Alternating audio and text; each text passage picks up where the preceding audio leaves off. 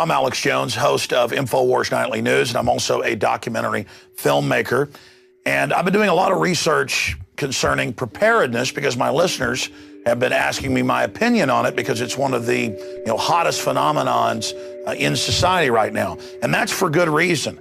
There is a social conscience or social instinct that all is not well in the state of the United States or the world. We see incredible degeneration in our economy thanks to the globalists.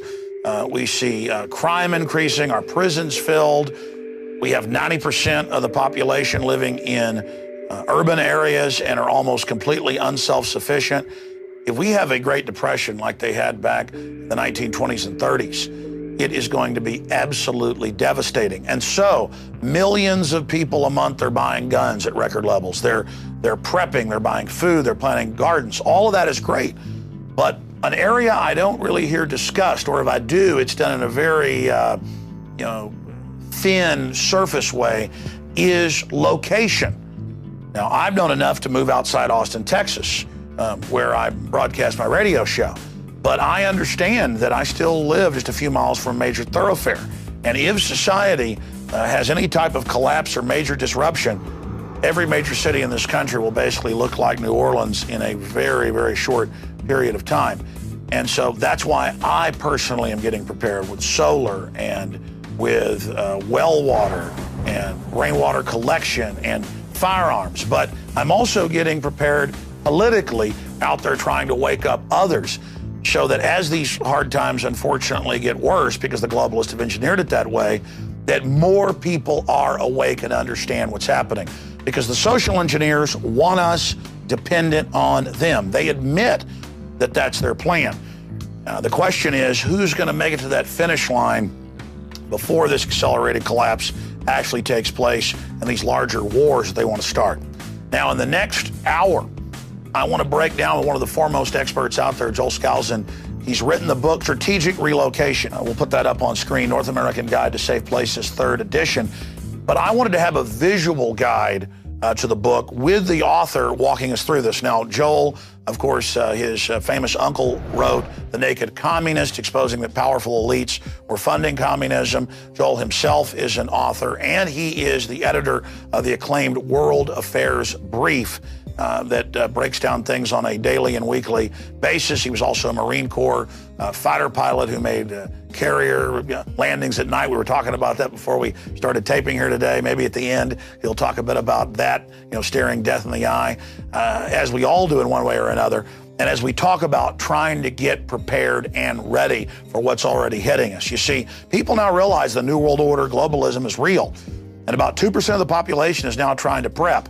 Most experts I talk to say that if 3 to 4 to 5% start to prep, that's going to drive up prices on everything and is going to put prepping and preparation out of reach of a lot of people. So it's important now to start moving in that direction. And hopefully we can reverse the tide of tyranny, and this won't be needed.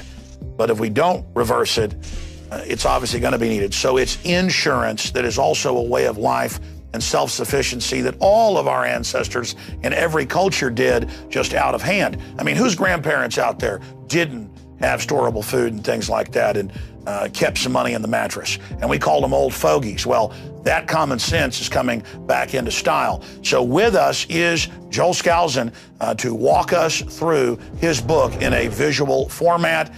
And this truly is the secrets of survival from one of the foremost experts. He also is one of the foremost experts in safe homes and consults all over the country and the world. Joel, great to have you here with us. Good to be with you, Alex. You've got the floor. Break down what you're going to go over here today. I got this background on strategic relocation. My original expertise was in high security architecture. I was one of the pioneers in the field, wrote the book, The Secure Home. It's been in print now for 30 years. And it's the Bible of that genre of building. But as I did so and designed and worked with people to help them build homes all over the country and even in some in Central America, I unknowingly became a judge of what was a safe location and what wasn't a safe location. And so about 2 years before Y2K hit, I wrote the book, Strategic Relocation, the 1st edition. It's been a long gestation since there. The book has been selling steadily since 1998. But since this new third edition came out, it has all new color maps of every state in the Union, provinces of Canada, all of the regional threats, charts galore. It's the analysis in this book, as well as the graphics, that leads people through a complete understanding of every state, helps them walk through the decision process. Because frankly, this is not easy. It's not easy because very few people can go and leave their jobs and go out into rural areas where there's safety. In other words, security financially is the antithesis of security in terms of location, because the safest locations are where there's very few people, very rural, and that's the opposite of what you need to have jobs. But what happened in Y2K, I was one of the advisors to Gary North when he was really pushing Y2K, and the world owes a great debt of gratitude to Gary for warning about Y2K. In fact, the establishment laughs at him now, but they took his warning, they fixed most of the problems, and didn't give him credit for the fact that he goaded them into it. But there were a lot of people in Y2K that said the end of the world is coming, I'm bailing out of society, going out to rural. They bought a lot of survival equipment, generators, food storage, etc. And when it didn't happen, it did happen. There was about 5 major events that the media covered up. But really, the infrastructure stayed together. And about a year later, I started to get calls from people saying, Joel, I hear you do consulting and strategic relocation. I'm out here in Podunksville, and I've run out of money. Self-sufficiency turned out to be a lot more expensive than I thought. What do I do? And I said, I hate to say this, but you got to go back into society. You got to reestablish your financial lifeline. And then you got to do this all over again properly, carefully, using contingency planning rather than just bailing out. Now, there are some people who can live anywhere, who can live off of a computer and who can go anywhere they want, live in a rural community. But even them, and I was one of those that did that myself, I took an airplane and I flew all around the country and I picked out the most idyllic spot in Oregon, the Hood River Valley, moved my whole family there. And then it came time, we had homeschooled them all, it came time to college, and I realized there's no way to give these guys a college education in Ruralsville. And I actually had to move the family back to another safe location that was near a metropolitan area so that I could provide education. So you see, even for a survival expert like myself, it isn't a clear-cut, easy choice. You have compromises that every location has. But the first process I like to take people through, which I'd like to do in this interview, is how to engage in strategic thinking. Most people, and I can't blame them, we're victims of the world that we live in, but we live in a world of illusions. Now, those illusions of prosperity have somewhat broken since 2008. But in fact, people still think that things are pretty good. Restaurants are full, the movie houses are full, people are still spending money. We have kind of a segmented, selective recession, selective depression. There are people who are out of work, who are really hurting, who can't raise their money or their income to match inflation. And there's those people that are on the receiving end of inflation, 2 or 3 steps down from the government putting money out. But we live under the illusion of prosperity, that these things are coming back. Every night on the nightly news, as you know, the business people are always hyping recovery is just around the corner. They've been doing that for 2 years now. Still not here. But in fact, there are signs of an inflationary recovery starting. And it's a combination of a couple of things. One, we have sat for 3 or 4 years not inflating, not going into deeper debt, at least in terms of the consumers, and that's been healing the economy slowly. It's been getting people used to what I call the real economy. That is not based upon consumer debt completely. It's based upon people's disposable income. And at the same point, we have had consolidation of bad properties, bad values. These things are being liquidated through foreclosures, and all of that's healthy. All of that should occur. And in fact, the economy would heal if they wouldn't try to pump more money into it, recover. But I suspect, my analysis is that we're going to see one more bubble that they're going to create. And it's limited. It can't get as high as the previous bubble because we're facing what's called stagflation.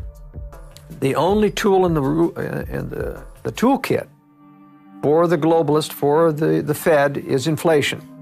But they're limited because if they go much over 10% inflation, they start to strangle the people who can't adjust their income. And as that economy and the deflationary effects take over, it balances out the inflation and keeps inflation from getting to hyperinflation. To get to hyperinflation, and that's one of the biggest misnomers in our society, is that there's going to be hyperinflation. You really have to have two things. You have to have a fairly modest supply of money that you can double and triple fairly rapidly. We're well beyond that.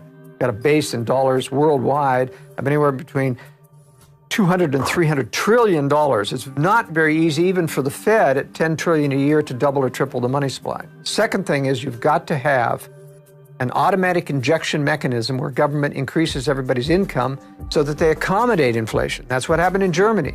They started taking over the payment of wages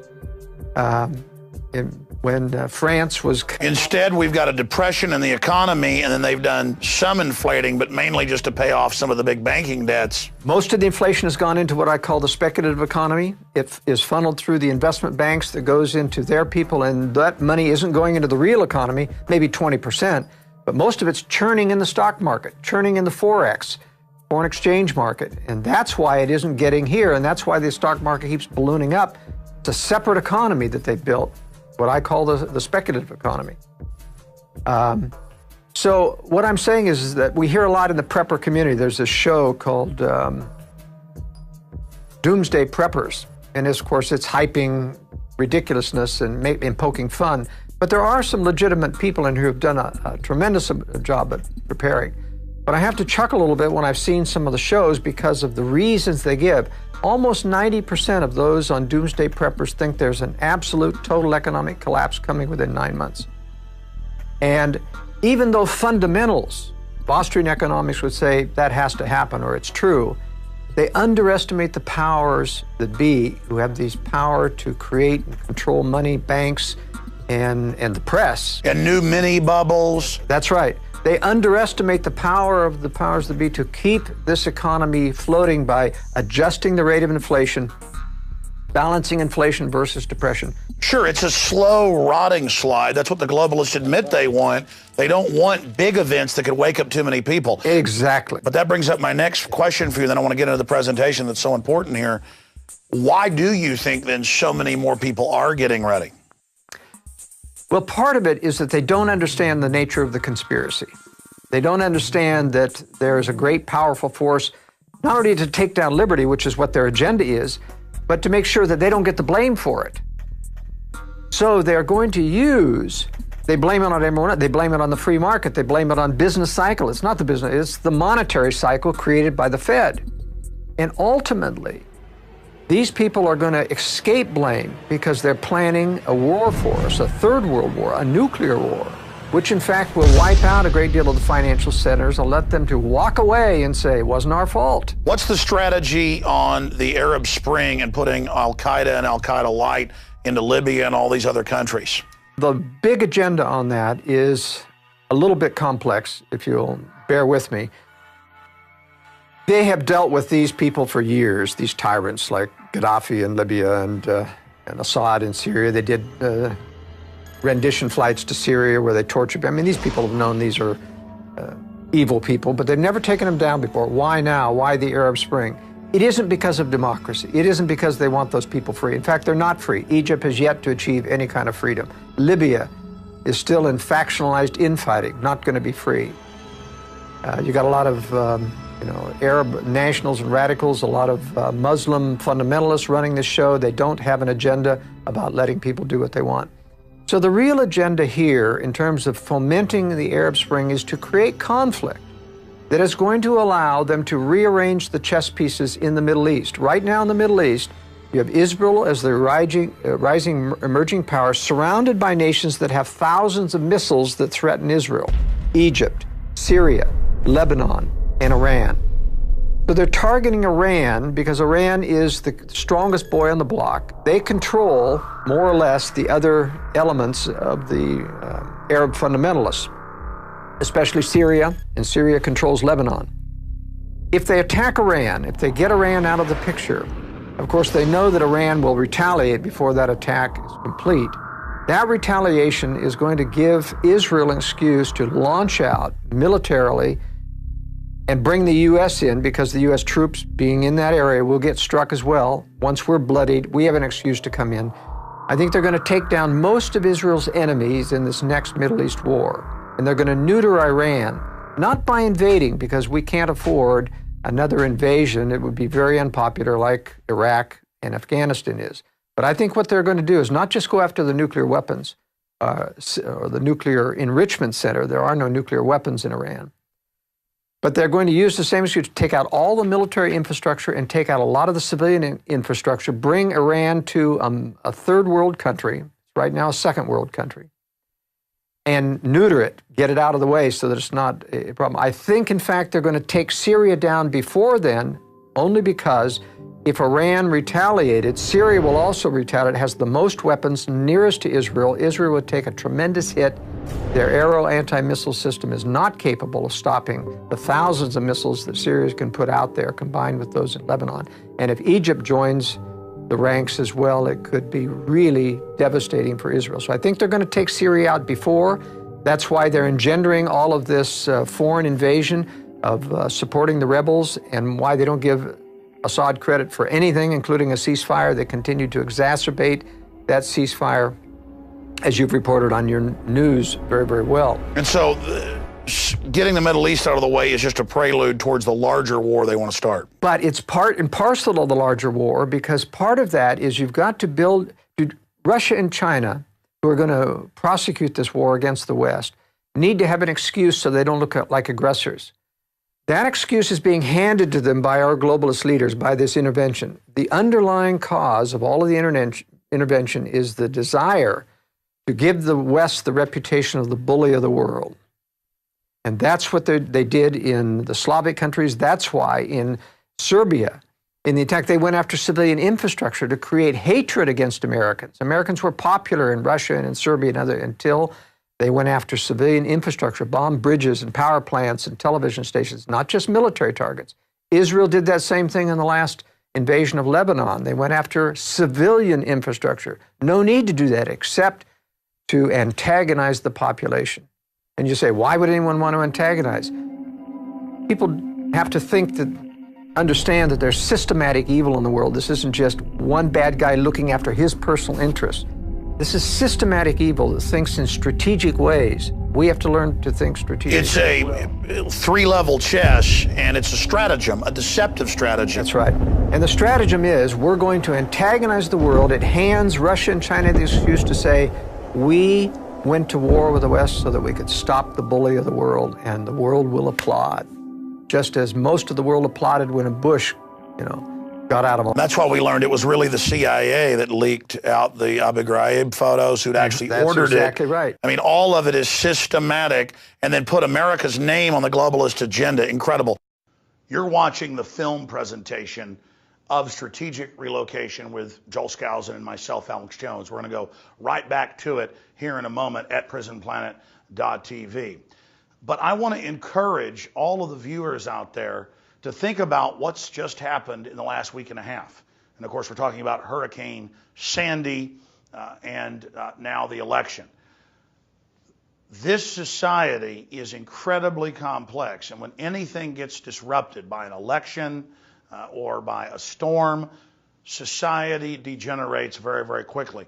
And that's why it's important that even if you're going to live in a big city, to know the escape routes that aren't going to be used like the major thoroughfares that are going to turn into death traps, major highways and things like that.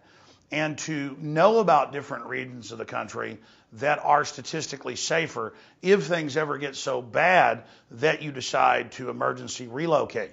It's about thinking about our surroundings and being aware. And this is a process that I've gotten deeper into as this New World Order engineered collapse accelerates. That's why it's important for everyone watching this video presentation to get the DVD at InfoWarsStore.com. When you do that, you're not only supporting our operation and what we're doing fighting the globalist, more importantly, you're getting a hard copy of the film with the expanded extras in a higher res quality so that you can also show it to your friends and family. There's also, of course, the internet kill switch they're designing more and more systems to delete videos off the web, so it's important to have a hard copy as well. But not just a hard copy of the film. The book Strategic Relocation, 3rd edition, that is brand spanking new, has hundreds of color maps and details those escape routes, goes over a list of countries and politically how safe they are or how dangerous they are, and the different attributes and problems associated with it. It gets into so many different angles that we also cover in the film that's coming up here. But again, it is so important for those of us that are aware of what's happening in this world to get even more prepared, and then to teach others how to be prepared. Because the globalists do not want you being prepared. They want you dependent so they can control you. This is what Stalin did with the kulaks in areas of Eastern Europe when they took over, cutting off the infrastructure and making them starve to death in Ukraine and other areas.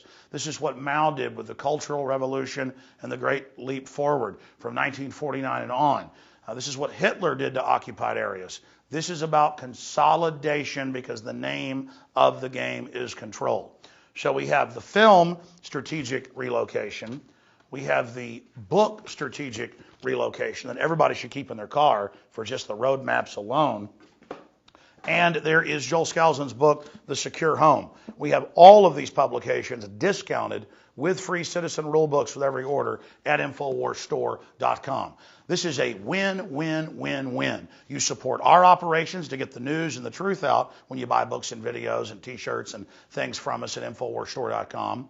You get hard copies of this key information to educate and inform yourself to a higher level, to then force multiply that to your friends, your family, your neighbors, your community. And I'll assure you, even if you're a Special Forces veteran, you will learn something from these books. Even if you are a woodsman or a huntsman, you will learn something from this information. Because Joel Skousen, I've researched the work he's done, and quite frankly, it's amazing that he's built houses in all 50 states, that he's consulted all over the world, that he's lived in many of the countries that he breaks down in this film and in these books. We're going to go back to the documentary right now, but again, please think about going over to InfoWarsStore.com or InfoWarsShop.com and securing copies of the books and the film so that you have hard copies in your library and support our operations. We take you back now to Strategic Relocation. Well, Joel, I interrupted you and segued off in the Middle East, but get back into the point that you were trying to make previously. Well, all of these strategic antagonisms around the world is meant to set the United States, set the West up, and that's why NATO's involved in this, so that Western Europe is as guilty in the eyes of the world as the West, as the antagonists, the bullies of the world. Ron Paul is absolutely right. They hate us not because of our freedoms. They hate us because we're in those countries, occupying those countries, and worse, our CIA is undermining leaders, changing leadership, getting dirt on leaders so that they can manipulate world leaders to follow the globalist agenda. And all of this is going to eventually end up very bad for the United States. We're going to have a nuclear preemptive strike against this country. The leaders want it. They're preparing for it. They're covering for it. They aren't telling the American people that Russia is building a tremendous nuclear arsenal, even as we continue to disarm, even as they do not disarm, even while we disarm, and we don't tell the American people that we know that they're not disarming. I mean, this is a tremendous charade, an evil charade. Our Western counterparts even took part in promulgating the phony fall of the Soviet Union. They knew that this was a fraud. They knew that the communists were simply going underground, that these were puppets like Yeltsin and Putin who still worked for the communist hierarchy. They knew, as anyone who in Moscow knows, you still hear the words, the party tells you to do this, the party says this. And they never even took the red stars off the tanks. They marched on May Day, recently, and break down for people then before we get into preparedness, because this is important just briefly, the different factions you see, because I look at your theory and your idea that they're planning to let the United States be attacked and then basically rise up this new, global order to, counter it. And it's not about freedom. It's all about this hegemonic control. But I see the underground bases. I see the giving away of the Panama Canal. I see the destroying of infrastructure while building an underground infrastructure, and not just physically underground, but a shadow government system. There's instant, evidence everywhere that the elite is, building up towards the type of thing you're talking about. There is evidence. For example, when I was designing and helping to build and oversee high-security homes around the nation, I would find contractors who would say that he's former CIA, he's former Treasury, and they're all building bunkers under the house. So they know that something big is coming. They're not building those bunkers, and the U.S. isn't building huge underground bases and bunkers because of some terrorist threat. They know that a massive nuclear attack is coming. They want that attack to come. But there are secret weapon systems. In fact, it's kept Russia and China for years from attacking the United States. They're afraid of what they don't know about. That's why their espionage is at full fever pitch in the United States, because they're trying to find out what they're really going to face if they attack the United States. And the United States is bending over backwards to appear weak, to give concessions. And you you hear some of these eavesdropping conversations about the Russians. Can't understand those Americans. They seem so stupid. They seem like, so we're so easy to infiltrate. They don't realize, though, that our own government is laughing themselves, saying, they think that because they're only infiltrating one level. They're infiltrating really the stage-managed circus. And we don't capture and we don't arrest their spies because we want to make them feel comfortable that we're vulnerable, that we're easy to infiltrate. But in fact, there are sections that can't be easily infiltrated, and those are not being prepared to save America. They're being prepared only to bring out those secret weapons to prosecute World War III after we've been attacked, after we've been devastated. Because it's very simple. If the American military is intact, the Americans are going to rise up and say, go get those guys, let's prosecute this war and use our own troops to do it. But if our troops are decimated, then we come out and we say, what can we do? And our globalist leaders say, oh yes, we're no longer a military power. Our only salvation is join together with all the remaining nations, form a new United Nations, probably called the League of Democracies or something. And we'll make this militarized, and as a world organization, we'll go after Russia and China. Well, Henry Kissinger has said things like that. He said, faced with a big enough crisis, America will accept UN troops in Los Angeles. Yeah. And several of the globalists over the years have made these things that we have to get globalism by stealth. We have to fool people into accepting it. This is going to be the mother of all terrorist attacks. It's going to make 9/11, a government operation from beginning to end, look like a picnic. And they engineered, on record in hindsight, World War I to get League of Nations. That's right. World War II, engineered, financed, enemies built up to try to get it. And then they're going to use World War III. I mean, that's their plan. That's their program. That's what they do. That's right. So strategic relocation is a systematic way to think strategically in the future about how do I safeguard? And it isn't a doomsday scenario necessarily. I'm saying this is insurance, just like you said. You've got to be prepared while we fight to retain our liberty, while we fight to expose globalism. We have to realize we're talking about a very powerful combination of power, very powerful. They own establishment media. They own about 75% of congressmen. They have dirt on them. They can control them. They own almost all the judges at the appellate and higher level, even the so-called conservative ones, they have dirt on. Now, they don't control them on every decision lest it become obvious, but they can turn the screws when they need to, like when it comes up to exposing or ruling appropriately on Obama's lack of citizenship. That is never going to see the light of day. Why are they openly marching in with the chairman of the Joint Chiefs and the Secretary of Defense and telling Congress the UN gives us orders now? Obama writes letters saying, I take orders from the UN. He became the first president to sit on the National Security Council, violating Article 1, Section 9. Why are they being so naked in all of this right now, in your view? Well, it's naked to those of us who look at this, but if you look at what it looks like from the press, it's just a mention here and there, and they don't give it emphasis. If someone in Congress to really get up and say, this is a violation of the Constitution, there is no power, as Ron Paul has repeated, there is no power to take orders from NATO or the United Nations. They have no authority over everything. And if the press gave that, you can mention something once and it means nothing to the American people. It has to become a drumbeat, and they don't make it a drumbeat. They may mention it once, but people don't get upset unless the media focuses on it. So what to you and I may be obvious is not obvious to the American people. Nevertheless, it is slowly accustoming all of your pundits, all of your people who are not dyed-in-the-world co-conspirators, but yes men going along trying to improve their careers by saying yes to the establishment. Those people get these subliminal messages. No, exactly. What happens is, while they simultaneously make fun of us that are awake and actually read what the globalists say, they've gone in just the last 10 years from going, you're a kook, no world government or globalism exists, to you're a kook because you don't like the New World Order and globalism. And I'm like, well, wait a minute, you said it didn't exist. Well, now I'm bad because I don't want to embrace it. And so they're like, okay, the UN does tell us what to do. You know, what's the big deal? But it's benevolent. That's their message now. This isn't harmful. This is good for humanity, good for the environment. What they don't realize, and you know, the hotel I'm staying at has this big card on it that says, we believe in sustainable development.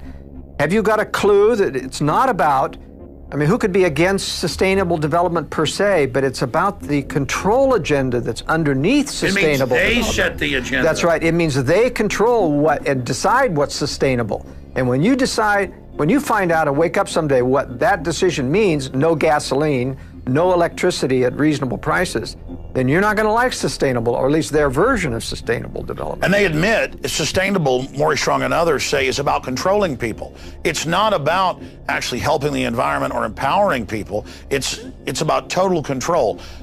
Give us an overview now. Let's launch into it of what you're going to be covering here. Well, as I began to say, the most important thing is for people to start to think strategically, meaning stop looking at the news alone. You've got to get alternative sources of information. You've got to understand that there's a different underlying agenda. We are not in Iraq because of democracy. We're not in Afghanistan. It's never going to have democracy. It's there for antagonism, for capture of resources, for changing the balance of power in the Middle East, a lot of things that are not good for America. What this means is, eventually, when these illusions are stripped away, when this war finally rebels against the United States, in one day, America will go from day to night. And if you haven't prepared in advance, there's not enough time to prepare in 24 hours, even if you saw it that early. Now, it's important not only to not be on the last train out of town, and most people won't even be ready and won't be able to get out of town when any of these nuclear weapons fall, because there'll be absolute panic. There's going to be instant social unrest because nobody is prepared. FEMA can't even hope to handle a national crisis of this emergency any more than they could handle Katrina. Don't even think about getting on the freeways. They'll be instantly clogged. You have to have either got out of town sooner or be prepared to hunker. But that would happen 2 or 3 months into a serious collapse depression. I mean, if you go back as I introed, and I know you're going to talk about threats later, but if 90% of people were on the farm in the Great Depression, and most of them self-sufficient, and now right at 90% are in the cities, and half of the 10% that are on a farm are self-sufficient, 5% self-sufficient versus 90% or close to it. And I was reading that 7 million people died of starvation or complications from malnutrition in the decade of the Great Depression. I mean, my God, if there was a true collapse depression, wouldn't need a nuclear attack on the U.S. It's true, but the reason they need a nuclear attack is that a depression wouldn't foment a globalist agenda. Whereas if you destroy a nation militarily and you feel threatened, then it's much easier for someone to say the solution is a globalist combination of power to counter this evil power of Russia and China. Basically, you attack and kill the old republic, pose as the savior. America runs into the arms of the New World Order. That's right, and that doesn't happen with an economic collapse. And besides, if you have an economic collapse before war, they get the blame. They don't want the blame. And you're thinking strategically how the globalists operate. What you've said does fit in to the stratagem that I see them carrying out. But talking about it, if 50 million people saw this video, that might stop them. It might. I mean, your work, for example, at Infowars.com has done a tremendous amount to influence, for example, the TSA, and they're bending over backwards to still continue to grow their agenda, but without offending as much. And they keep promising. They are afraid of the backlash that comes from knowledge, and that's part of the reason for my writing the book and part of the reason for going out on the limb talking about issues that are sensitive, like conspiracy against liberty, about nuclear war, things that nobody in the mainstream, there's only 2 or 3 of us analysts in the United States that are openly warning that there's going to be a nuclear war with Russia and China. And we have access, the government has twice as much information as we do, and they're absolutely silent. fact, I've had intelligence people from the Defense Intelligence Agency tell me we have orders never to criticize Russia or to reveal anything we know about Russia. Now, why would you do that? You weren't trying to cover for a nation. If they're supposedly down and out and our friends and our allies, why would you need to cover? Meanwhile, Putin's constantly bragging about the new hypersonic Tupolev that can dodge everything and rolling out new jets. And the Chinese president said prepare for war with the U.S. just 3 months ago. Yes, the Chinese are a real problem, and they're going to be a problem for Russia someday. It is my theory that, in fact, during this war, even though China will start as an ally with Russia so that it has an excuse to capture the entire Pacific Basin from Japan all the way down to Australia. And that's why Australia and New Zealand are not good retreat places, because they will be occupied by China in the next war. Nevertheless, they'll not necessarily treat everyone harshly because they know that they're going to switch sides during the war, attack Russia's rear, play like they're allies of the West in order to get more aid and trade, and then after the war's over, they'll become the new Cold War enemy. That's my theory. And so I think we're talking about three predator centers of power: Anglo-American establishment, Russia, and China. And they're not controlled by one another. They're independent predator centers. They're all each trying to develop their version of a new world order controlled by them. But they will make temporary alliances and induce one or the other to attack. That's what we're seeing. Well, exactly. They take whatever the most abusive form of social engineering is from the others and cobble them together. And the Chinese communists are always saying, it'll be our new world order. And the Russians go, no, ours. And then the Anglo-American European system, it'll be ours. And it's just a rush towards evil. Now, going back to strategic relocation, the major threat that we're going to face, and this is I take a great deal of time in the book talking about threats, because part of thinking strategically is understanding what the realistic threats are. And I'm not just talking about tornadoes and earthquakes or tidal waves. I'm talking about the longer-term threats that come mostly from what you correctly surmised is the movement of people into population centers, the urbanization of America, which, of course, the environmentalists want everybody urban. But it's totally short-sighted, because if everybody's urban, no one can be self-sufficient if you're urban. You can't grow enough food. You can't get your own water. But it's short-sighted if they really meant well. They admit in Agenda 21 that the plan is to have us in controlled areas, and that's why they're attacking the Amish and everybody. They don't want real sustainability. Yeah, I think that's right. They actually want people dependent on government. It makes them very much under their fist, and that's where we're all headed by being lured into high-rise, urban, eco-friendly, pollution-free cities. Well, it's not going to work out that way. The greatest pollution of all will be a stinking city that's cut off from food and water and starts to rot, and rot very rapidly. Now, you don't want to be part of a major metropolitan area when that happens. And so this is the crux of what I teach people in strategic relocation.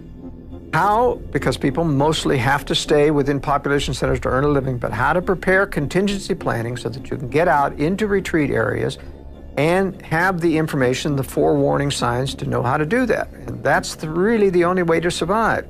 Most people cannot get rural right now. They can't make a living. It's just impossible. So this is a solution for everyone. But let's talk about this major threat. The number one that I concentrate on is not terrorism. It's not natural disaster. It's not even government or war. The major threat is population density, because every crisis that threatens, even a local crisis, can turn exponential because of close proximity to other people who cannot help themselves. Even good people panic in a crisis. You don't have to be evil. It doesn't have to be just a Watts. When you have no food after 3 days, all of the store shelves are empty. If there's no water, it's exacerbated. If there's no electricity, there's going to be no gasoline. People are limited.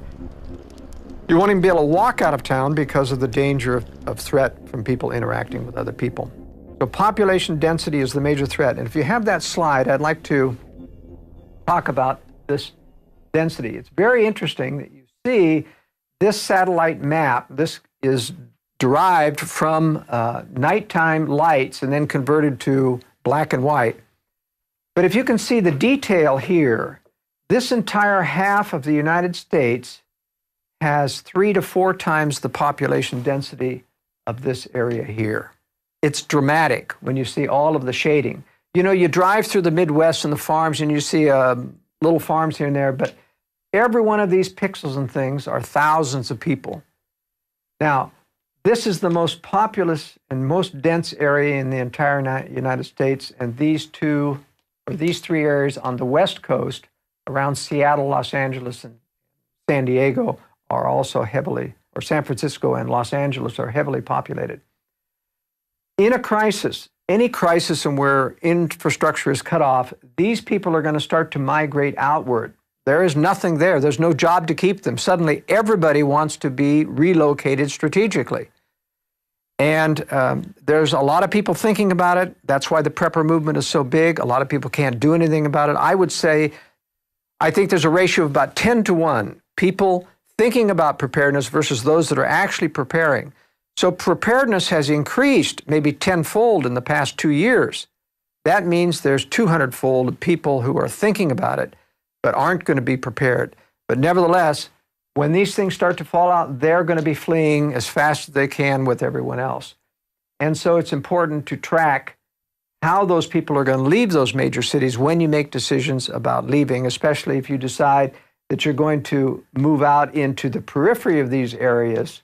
You've got to be very careful to make sure that those outflows of refugees well, that's aren't grapes coming of down your road. wrath. I mean, during the Great Depression, my grandparents, people talked about just people walking down the roads and begging, can I chop some wood for some food? They're like, we already have people chop wood, but here's a little food. But by the end of the Depression, they'd almost hunted out all the squirrels, all the deer. And my family were landowners and upper middle class, and they almost lost everything in the Great Depression. And that was just a depression that the elite engineered to consolidate power. I mean, my gosh, under Agenda 21 and all this, once the public figures out they need to get out of Dodge, it's too late. We also have the example of World War II. World War II in Germany, we have the example of the Russians coming in, and every German city was being emptied out to get away from the Russians. They did not want to be occupied. Literally, entire cities were emptying out, taking to the roads. And so we know how far they go afar afield of the roads trying to get food and water and hitting the farmhouses.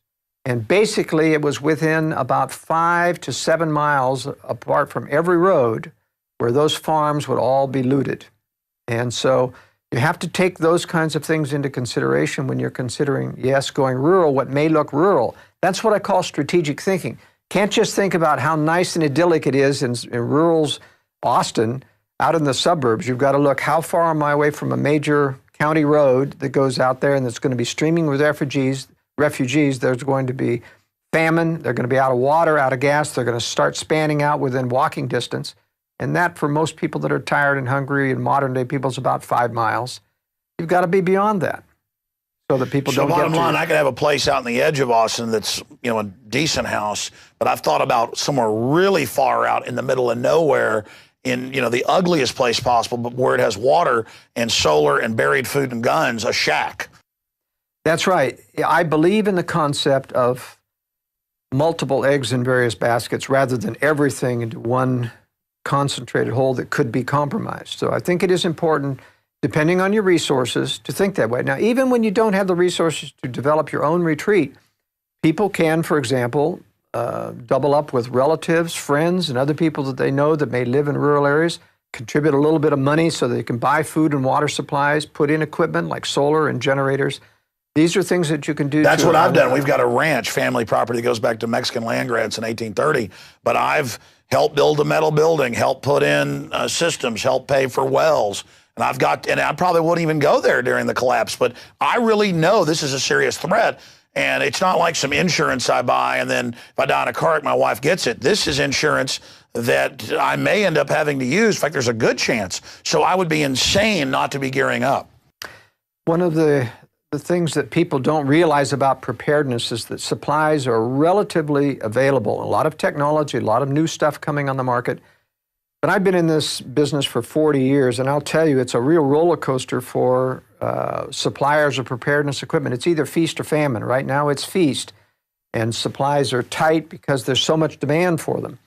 But it's amazing how quickly people forget when prosperity appears to come back, if there's another inflationary upsurge and where people think good times are here and the housing is recovering, watch out. You'll start seeing they forget.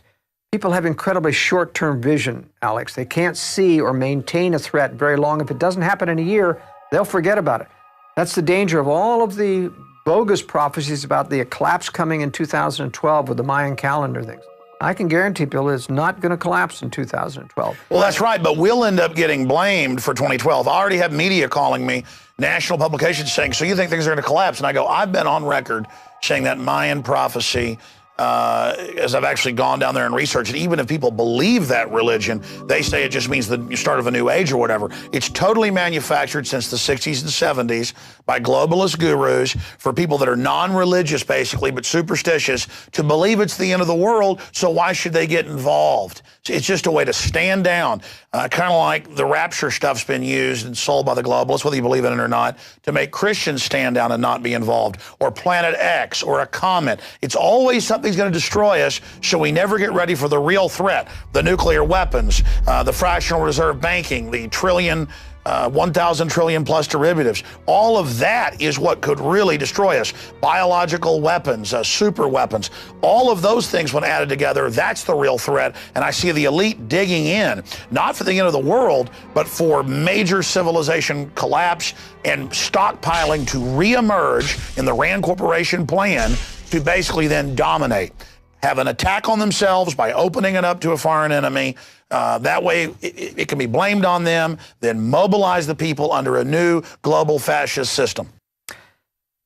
That's right. One of the things that people have to understand, that you've got to be prepared in advance before these things happen. You have to see a long-term vision of these types of threats. You have to have good information. You've got to subscribe to your news broadcast. I put out a newsletter, the World Affairs Brief, which every week I analyze this. It's going to serve as a very good early warning, because I'm watching this every day about how the Russians and Chinese are prepared. And, as Gary North used to say at Y2K, don't be on the last train out. Just too late. That train can get stopped. We know from Katrina, for example, a couple of lessons. Don't get on the freeways once, because they'll be trapped. You get on a freeway, it's like in an elevated moat. It's got barriers on either side. If your car goes out, if you're stuck in traffic, there's no way to go except abandon your vehicle and get off on foot. But one other thing you learn in Katrina is you don't go into the arms of the federal government. Don't go into a FEMA camp, because a FEMA refugee center becomes a concentration camp. You can't get out. They didn't let people out of the Superdome, even when it became horrible conditions. And people said, I'm better off on the outside. Could not get out. They wouldn't let them walk out on the highways. That's right. And they use that as a laboratory test. We saw the police start stealing, just total bedlam. I mean, looking at Katrina, it just proves the government can't and won't protect you. That's right. That's right. Now, there's also an agenda about cultural conflict brewing here. And that's one of the reasons why, no matter how much they talk about amnesty and how that's going to guarantee the problem, it doesn't. They know, in fact, it's a magnet. They won't close the borders. They never will seal the border. They want the cultural conflict that Europe is experiencing that comes. It's not only crime, it is the fact that you water down American cultural values, conservative political values, make sure that you can never win another election. So there's that agenda.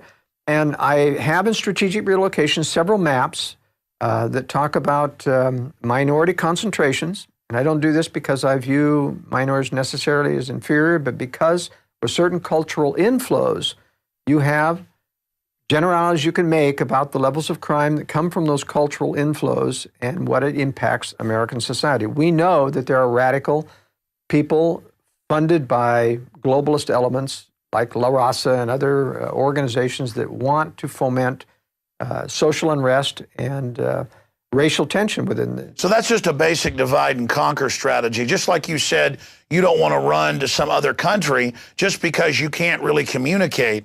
And again, it's part of that divide and conquer. That's right. But it is important to realize that certain areas of the country are predominated with minorities that will become culturally conflicting with your values at some point. So that's one of the dangers. Because the media is going to be programming. It's just like Trayvon Martin, where it turns out the Justice Department had people inside there that's now come out trying to get a fight going, and they were editing the tapes together to make Zimmerman sound like he was saying bad things about black people. I mean, just incredible that the system was trying to cause some type of racial conflict. That's right, and there is that's going to happen. For example, the KKK is almost completely now staffed with agent provocateurs. They have northern accents. They're not Southerners at all anymore. If you see any of these television personalities representing the KKK, it's very clear this is not a Southerner. And you have these racial activists within the Latino community, too, that get these people out on the streets. This is not going to bode well for America, even though the person who's fluent in Spanish, I have many, many Latin American friends. I've lived in South America. I feel very comfortable with these people. I recognize, and the good Latinos recognize the coyotes, the people who are the predators, the drug dealers, the people who are giving them a bad name. And they're here in the United States and they're protected. One of my subscribers to my World Affairs Brief told me of an incident in Libby, Montana, whereby he got a Homeland Security brought in, I guess it was the police that captured a Latino drug dealer on the Indian reservation pushing. And he needed rehab and other things, and so he finally sent him on and back with a prescription to get into rehab, et cetera. He called up later one of his friends in Homeland Security about what happened to this guy, and he said, we released him. Now, he was on criminal drug charges, pushing and other things, had medical problems. They released him, and he questioned them why, and he said, we have orders to release them. So they're putting him back into society. Well, sure, that's like releasing the violent offenders, keeping nonviolent in to basically work for 25 cents an hour, displacing jobs outside. I mean, look at the big banks.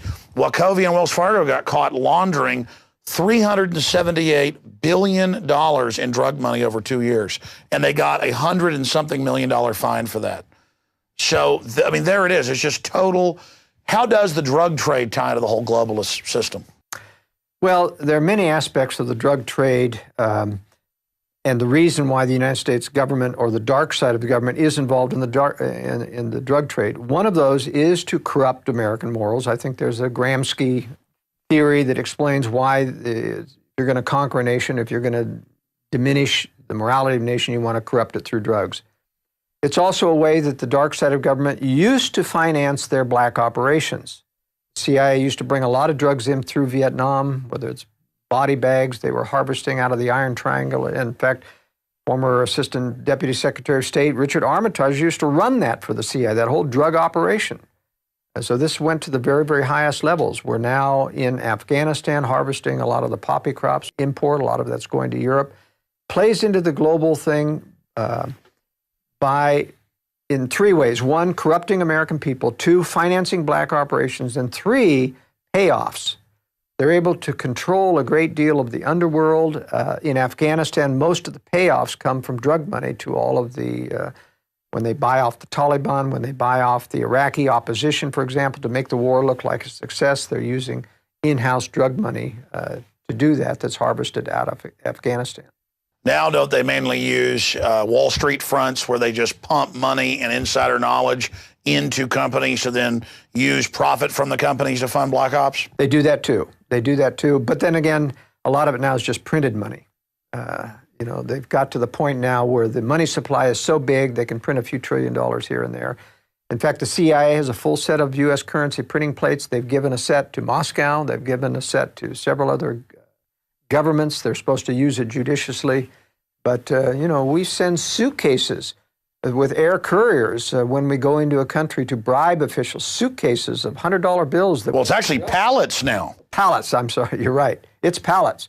And that's why, that exit from Iraq going out to Kuwait, was just people with satchels full of money that they discovered.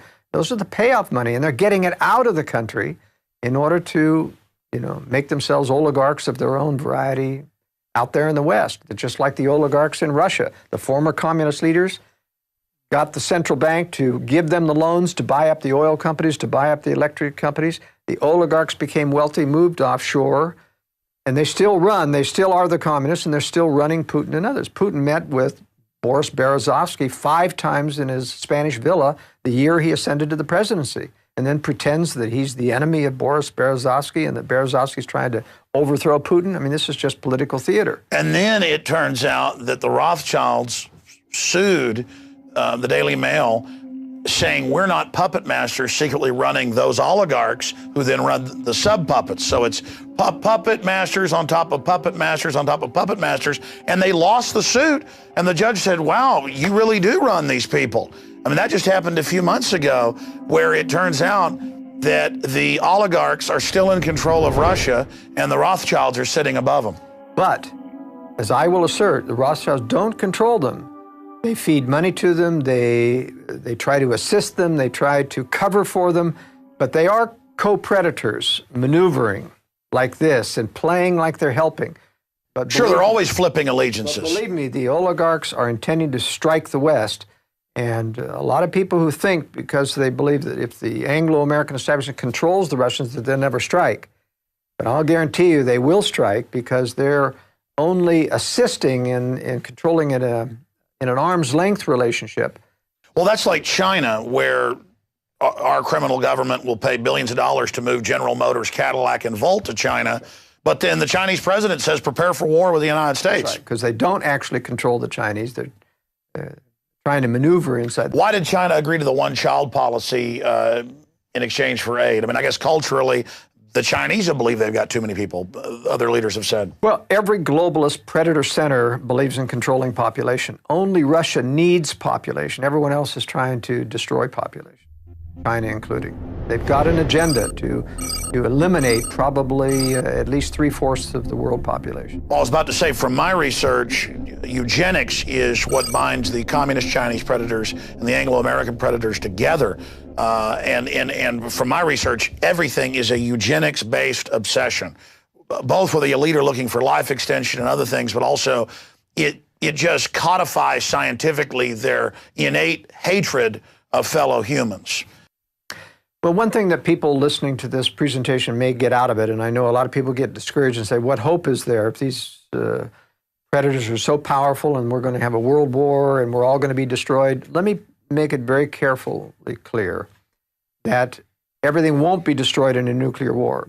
I had someone write me after our interview that we had just a few days ago and saying, well, gee, the Earth is going to be contaminated for 40 years after a nuclear strike, and so what use is there to? I said, that isn't true at all.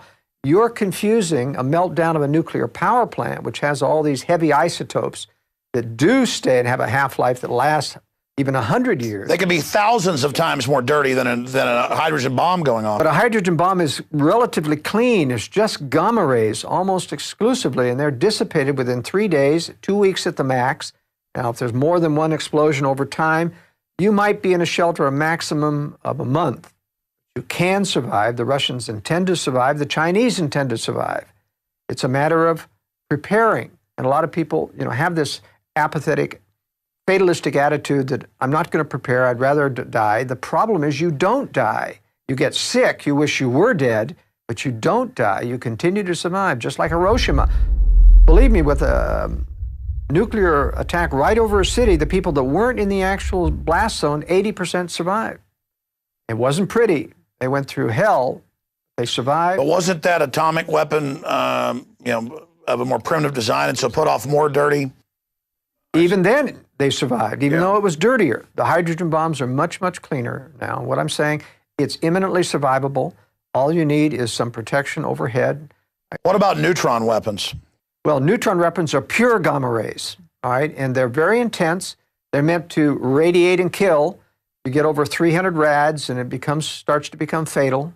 And normally a neutron bomb puts out 1,000 rads per hour for enough to kill everybody within probably a 5-mile circle radius.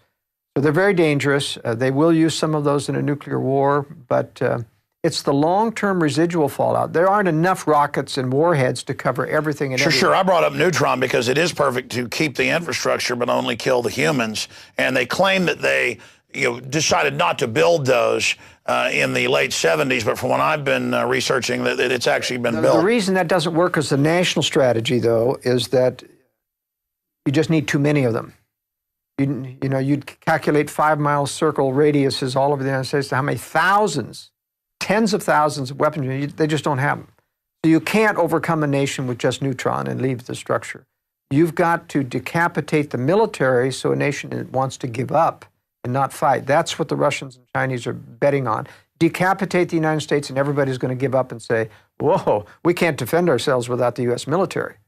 Joel, what's the time frame after the United States is attacked? I mean, how far out do you see this happening, and how fast until the globalists reemerge and try to create this counter New World Order to Russia? That's a very good question. The timing is dependent on Russia and China being ready, confident enough to do the strike, confident enough of finding out enough about our weapon systems or stealing enough technology that they feel they can compete.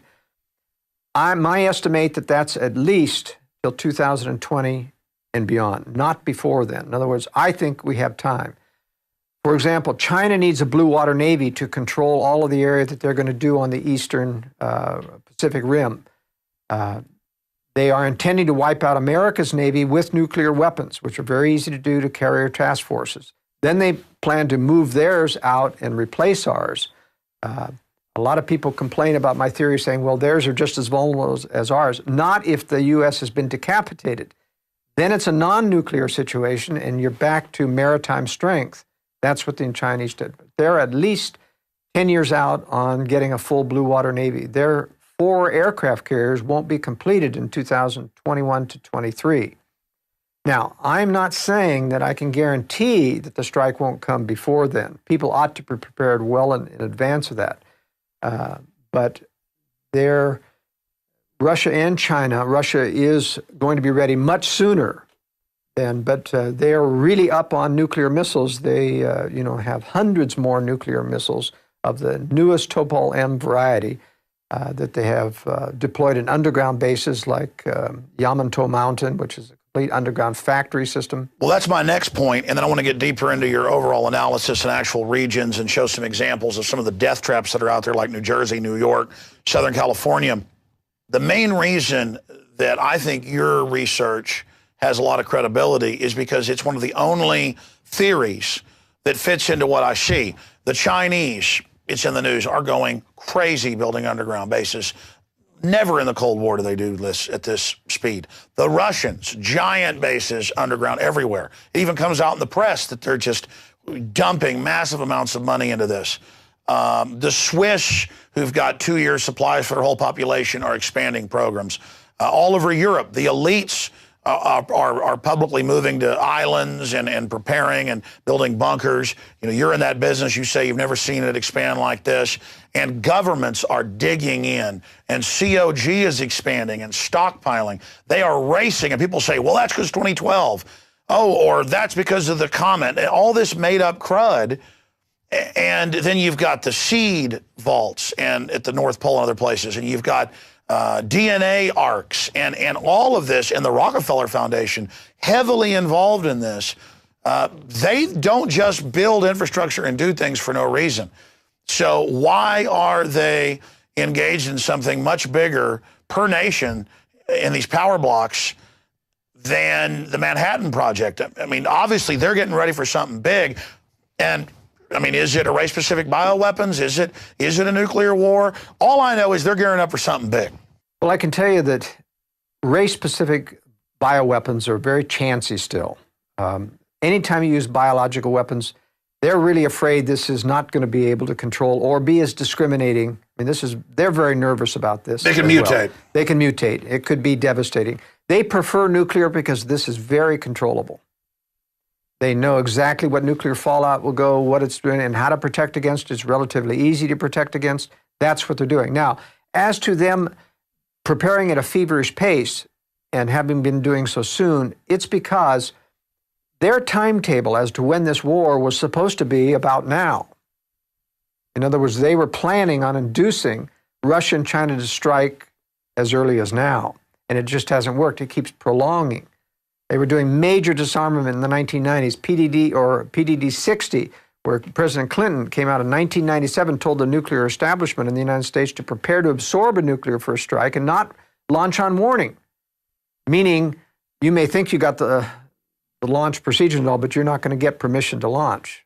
That's, you know, even our military today say, no, we've got the procedure for launching on warning and for retaliating.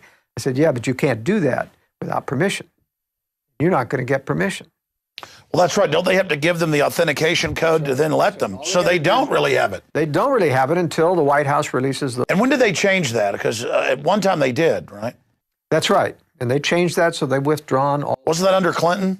Yes, it was. That was a big furor when he took the launch codes off the subs. That's right. They had movies about how the sub commanders are bad in Hollywood just to even sell that. What we're going to do in preparing for that war is important. It is survivable.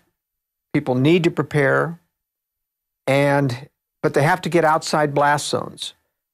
Again, you're watching Strategic Relocation, the film presentation based on the book Strategic Relocation by Joel Scalzo. We're going to go back to this presentation here in just a moment. I just wanted to encourage PrisonPlanet.tv viewers, subscribers who've made so much of this possible to be sure and also download a copy of this presentation and give that to your friends and family, or even better, get the high quality DVD with the expanded extras that we're not able to show you here tonight. I don't like how I said that. Or get the DVD, which has the expanded extras that deal with securing your home and that dovetails with the book, The Secure Home, written by Joel Scalzo. Also, we intend, as a public service, to post this to YouTube at the Alex Jones channel, and I'm sure Change the Channel and others will want to post it as well. And so I hope those of you out there watching this on YouTube will support the author, Joel Scalzo, by buying his books at InfoWarsStore.com. But more importantly, support yourself in having these Bibles of preparedness that any home is incomplete without. But regardless of what you do, take this YouTube video or other video system that you're watching it on and send the link to friends and family, because the globalists do not want us prepared. Because if we are prepared, they're not going to be able to domesticate us and fully take over. Agenda 21 is about driving us all into the compact cities. We've all seen the UN maps that Congress was shown back in the mid-90s. And now we see those maps being implemented where half the country is completely off limits. Another 40% or so is very restricted, and less than 10% is, quote, free use. This is global world government zoning. They just had the Hurricane Sandy. And I saw on local Fox News, the environmentalists said you shouldn't be able to rebuild because buildings are bad on the beach. Well, it's about insiders only being allowed to build. So that's what this is all about, ladies and gentlemen. They want you under their control. And sure, even if you can't move to the safest zones in the U.S., there's a lot of options broken down here in this film and in the books. You can move to safer areas per capita outside your city. I commute in about 20 miles every morning. I live about 18 miles outside Austin, and then a couple miles into Austin is my office in South Austin. And that's not the perfect place, but Joel Scalzo, in his book says the Hill Country is one of the safer areas, or the safest area per capita in Texas. But still, it's not perfect. But before I'd even read his book, I'd done my own research and decided that that was the safest area. And that's where a lot of the elite were moving as well. And sure enough, in my own research, dovetailed with his. But here's what's amazing. He knows areas all over the country because, again, he's built homes all over the country. Joel, you also in your book get into ethnicity maps. And let's face it, the globalists look at those and use the media to play groups off against each other. Take Trayvon Martin just recently. They edited audio together, the 911 call, NBC did, to make it sound like he was racist against black people. They sent Justice Department people in to the new Black Panther Party, it turned out, to call for race war. So during an emergency or in a collapse, they're definitely going to try to play people off against each other. And you break down maps of this in your book. Tell us about it. I do cover the cultural conflict issue as well as racial and ethnicity. And I show maps that show where high-density minority populations are. And I do this not because I'm racist, because I have many friends in both camps, but because those camps themselves realize that they're being manipulated by the media, by globalists. It's a very popular thing to play on race. it's not so much that they will use it, in my opinion, during a crisis as much as they will use it to foment crises. And they have for many, many years used the illegal alien. Whenever you get a strong movement in conservatives against giving amnesty, they hit the streets. Somebody's pushing those people out on the streets. ICE goes and does a raid on, and then they show all these kinds of pictures about the poor family members that are getting deported and little children are being left behind. This is meant, of course, to change law, to diminish one's ability to close the borders and have but ultimately, I think it's wise to stay away from large interculturally mixed communities, which can be used in a crisis to turn against you or to play one race against another. Well, that's like the gangs of New York. It was all white people, if you go back 150, 200 years ago in New York, but the big city crime syndicate was always playing different groups, Irish off against English, Polish people off against Germans. I mean, that's what the British great game is divide and conquer. I mean, it's just that simple. And I notice on your map, though, population density is also where you have those big conflagrations of different racial groups. So it's pretty simple reading your book, and I can tell there's deep research because I've done research on specific areas, and wow, this is accurate. I mean, just amazing. But as you've told me off air, it's decades of research you're already doing, just basically concentrated down into one book. Yes, and it's important that people get ready to exit the high-density areas. That's where all the crime is. That's where all the regulation is. That's where all of the high-density urban planning is. That's where the racial tension is. People just have to plan on getting out of high-density areas. Now, for the people that can't, of course, there's the strategy of living near the periphery of those things so that you're at the least density ring. You can commute into it, get out of it. We'll talk a little bit more about that, about strategy. Let's talk now about picking a safe country before we get to the analysis of North America. I get a lot of calls, Alex, about people wanting to leave the country. The basic philosophy, their line of reasoning is, this is where the globalist leaders are. This is where the bad guys are. They intend to do many bad things to us. They're getting ready to lock people up. They're building concentration camps. I got to get out of the country. And so let's talk about a little about international retreating and what are the various options and opinions and problems. One of the problems is that all of the international websites about retreating to foreign countries are run by expatriates. Expatriates are people with money who have left the country, living the high life in Costa Rica or Australia, New Zealand. And it's a very deceptive point of view because things aren't going to be like that in a crisis. You have to look strategically, think strategically about what's going to happen to these nations when a real crisis, and are they going to be reacting the same to Americans in their presence as now? So let's look at this map and talk about some of the regions of the world. This is a world population density map, and you notice how high the population density is here in the Far East, in the Southern Belt, in India, China, Indonesia, all of these countries. Extreme high population densities. This is not where you want to be. It's a very bad place. Europe is also a crown jewel of beauty in the nation, but it's extremely high density. I had a call from Czechoslovakia asking for advice about how do I implement strategic relocation, or have you done advice about Europe? And I said, no, it's really a lost cause. Too high density of population to survive there well in a crisis. You can also see in the Americas how you have the high population density in the east. Mexico is very, very high density.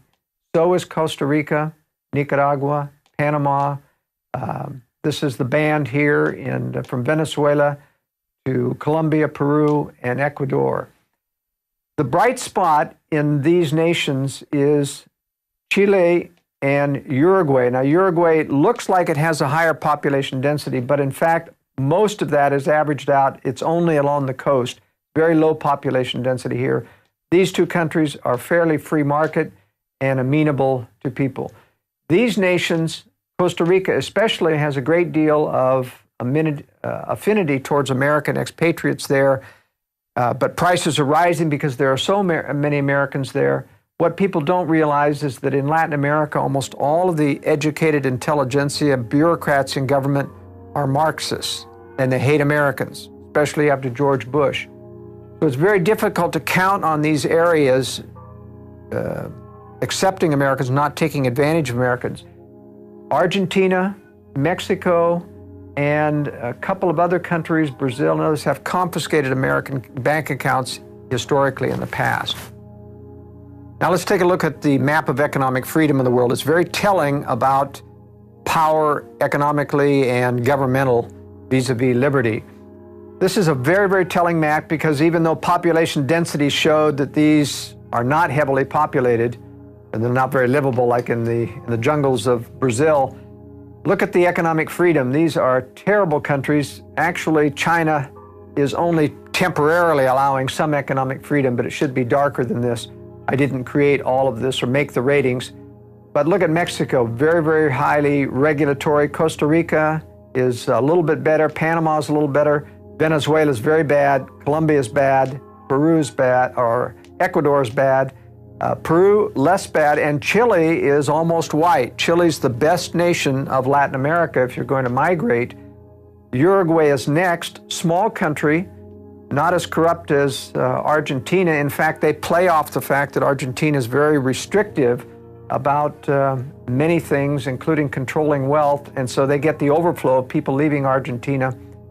Most of the high-density population international crowd lives on the coast. Prices are very expensive. They're in dollars. But here in the interior of the country, I've lived there for a couple of years. That's a real gem. Cheap property, wonderful people, a totally different country than the high-priced coast. There's nothing in Africa that I recommend. This is an anomaly in terms of economic freedom. It's actually just anarchy, and I don't consider that a very good bet for economic freedom.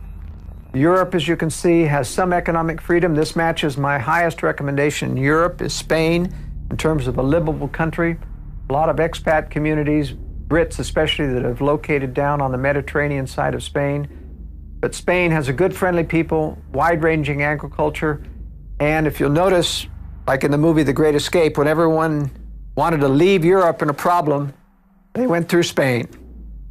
So Spain's my top pick in Europe. Australia has a fair amount of economic freedom, but once again, the problem with Australia and New Zealand, twofold: very difficult to get in and get residency, make you pay a lot of money.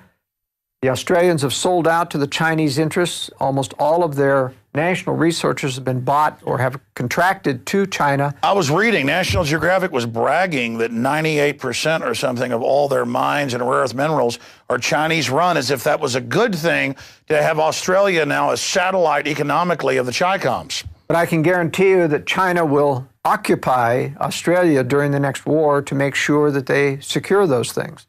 And so if you want to live under Chinese occupation, it may be very similar to Japanese occupation. The Orientals are pretty ruthless, have very little regard for human life as a philosophy. Historically speaking, they have been the worst abusers of human rights in general against whole populations during wartime. So it doesn't speak well of retreating to these two countries. I think they'll also take New Zealand just because it's too close to Australia. Canada is my second best bet after the United States. The reason I'm still bullish on the United States as a retreat international location is because it's got the highest per capita density of liberty-oriented, freedom-educated people in the entire world. The problem in living in Latin America is that they're friendly to Americans now generally, but if ever the government clamps down on the globalists who control this country and Canada, put out the word to control American expats or send them home, you're going to find that those countries will comply. They are yes men to the globalist establishment. Canada, only advantage toward the United States is millions of square miles of wide open spaces to the north, though the climate is more hostile. The only acceptable strategy I find is living in border areas where you can go back and forth depending on what you need. That's fairly easy to do in between Canada and the United States. I exclude the eastern portion of Canada because all of the cities, about 90% of Canadians live within 50 miles of the American border. and thus they become extensions of the American cities. How does Alaska tie in, or Hawaii? Obviously, Hawaii is not a place to be. Hawaii, I give a 0 rating, the lowest rating possible, because it is an island, because it's far away from the mainland, and I believe it's possible, if there is occupation in the United States during war, it's going to be Hawaii that gets occupied. It's a strategic outpost for military adventurism, and the Chinese would be foolish not to take it. So it's a possibility that China could occupy Hawaii. But in any case, even if it gets cut off, I've lived in Hawaii. I know that it depends on shipping every week to bring in food, gasoline. You're going to be out of those things. Even though Kauai is my choice of an island if you have to live in Hawaii because it can be self-sufficient, Oahu is not self-sufficient agriculturally. The Big Island is self-sufficient. And so Kauai or Hawaii are the best places to be. But I'm afraid, as in any island, that it could be surrounded and occupied and you just simply can't get off the island if you need to. Now, Alaska is a very interesting case.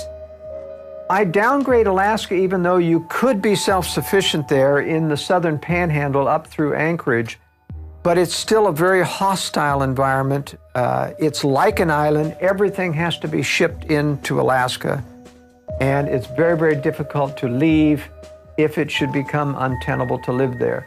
This is not easy to get down through the Alcan Highway. So it doesn't have lines of retreat. It doesn't have lines of retreat. So the only place I recommend, or the only way I recommend for Alaskans, is those that are very, very skilled survivalists who can live in the boondocks throughout the winter, apart from society. If you're capable of doing that, then Let me throw some wild cards at you. What about Iceland? What about Greenland? What about islands that are out in the middle of nowhere, just as bad as Hawaii? Actually, Greenland is worse. There's only a few pockets of civilization on Greenland that survive even in the best of times. And they once again depend on absolute shipping for everything. They don't grow anything there. Iceland depends on everything being shipped in as well. Iceland has recovered from its globalist banking nightmare simply by stiffing the globalists. But if you look 10 years from now, you'll find that they'll be penalized and cut off. They, by reneging on their debt, have got a fairly self-sufficient economy right now. But because it is a socialist economy, they'll be back in the negative piggy bank state probably within a decade. So I don't recommend Iceland as well. It's just, everything is extremely socialistic in Europe, and they're starting to have a backlash right now against the globalists like Sarkozy in France. He's going to lose this next election.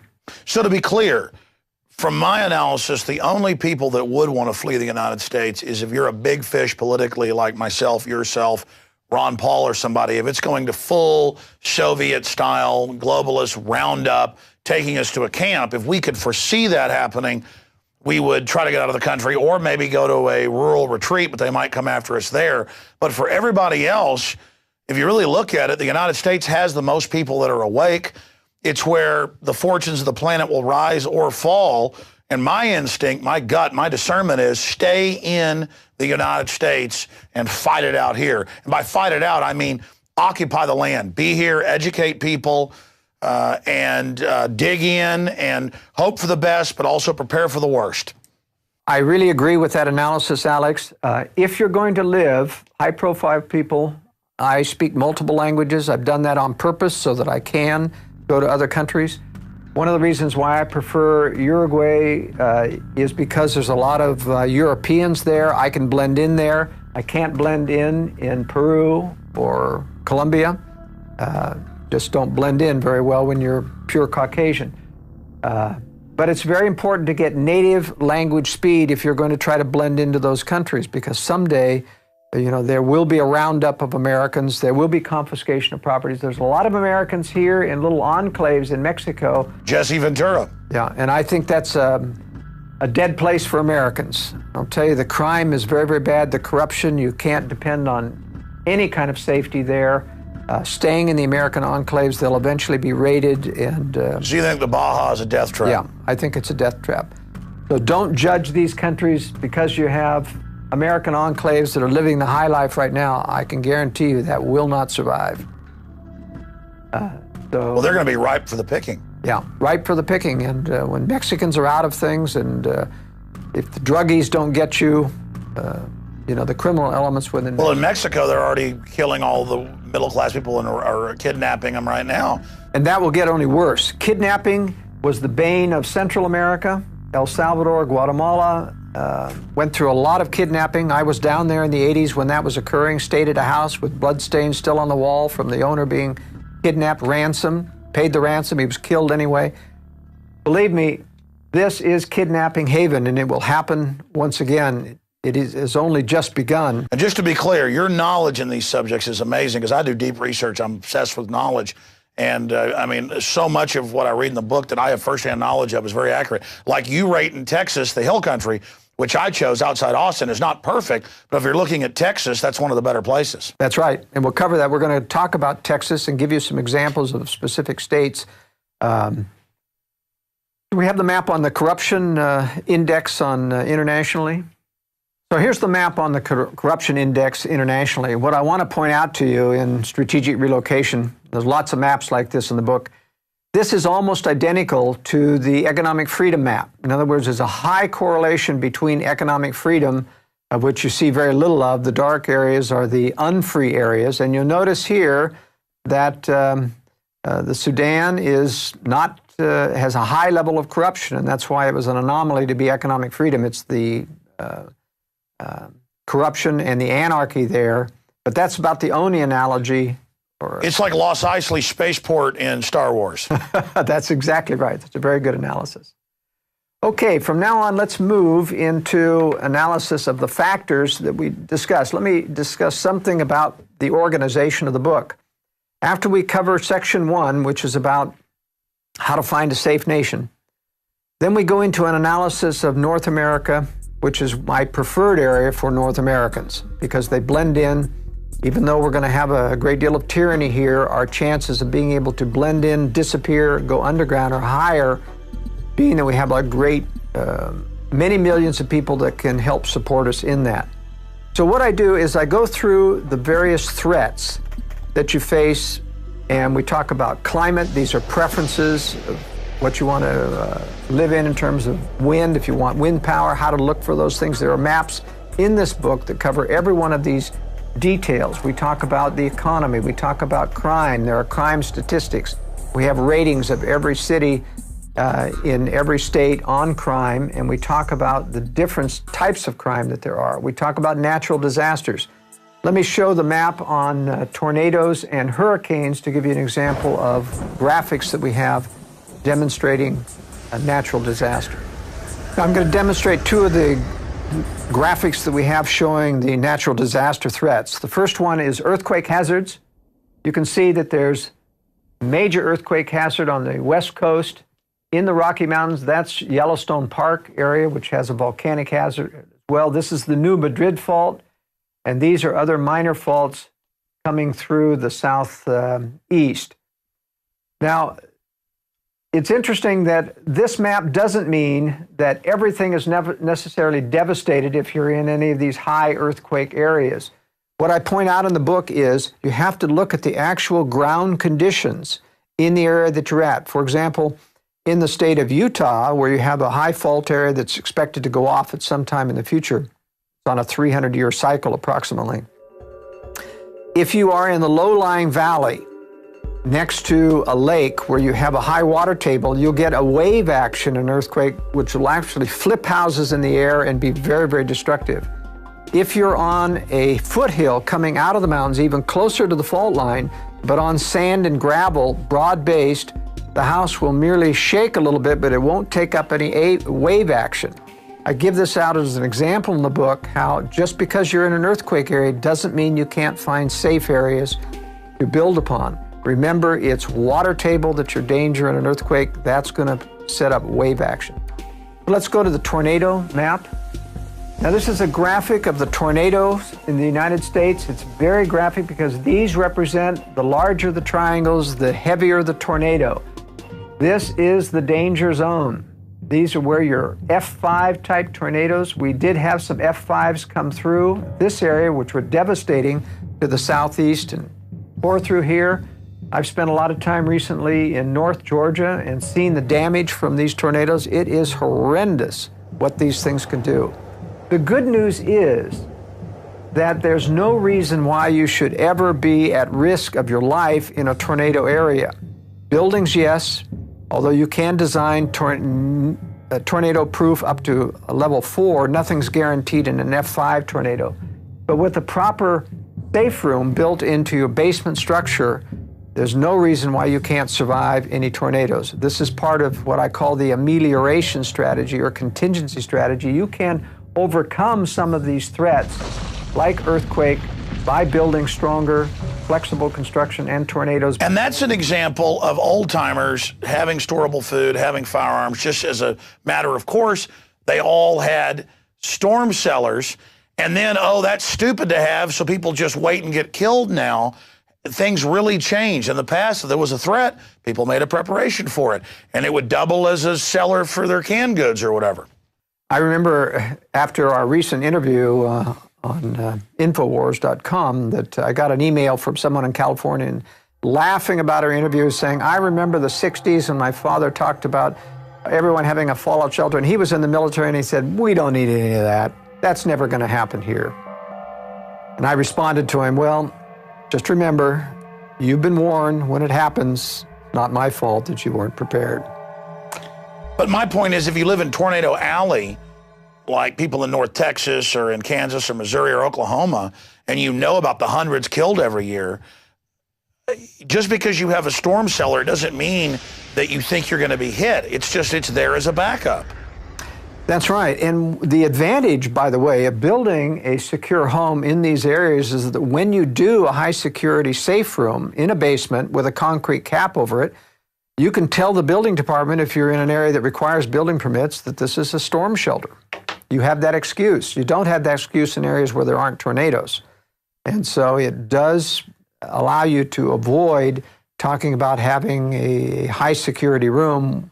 And of course, when we design these, we make sure that we don't design all the details into the plans. You simply put a box in concrete, and you don't put any of the facilities in. You call it storage, or you call it a tornado shelter.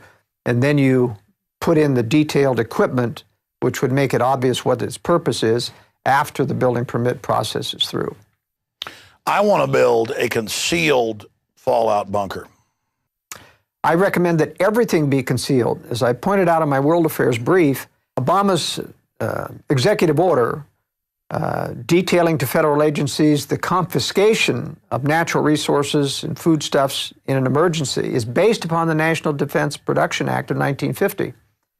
And even though that commandeering power has been removed and repealed in 2009, it'll be back at some other point at an appropriate crisis. But still in the National Production Act of 1950 is the statement about hoarding. If you are caught storing food or having stored food after it's been declared a scarce resource, you're guilty of a year in jail or a penalty of $10,000 a day.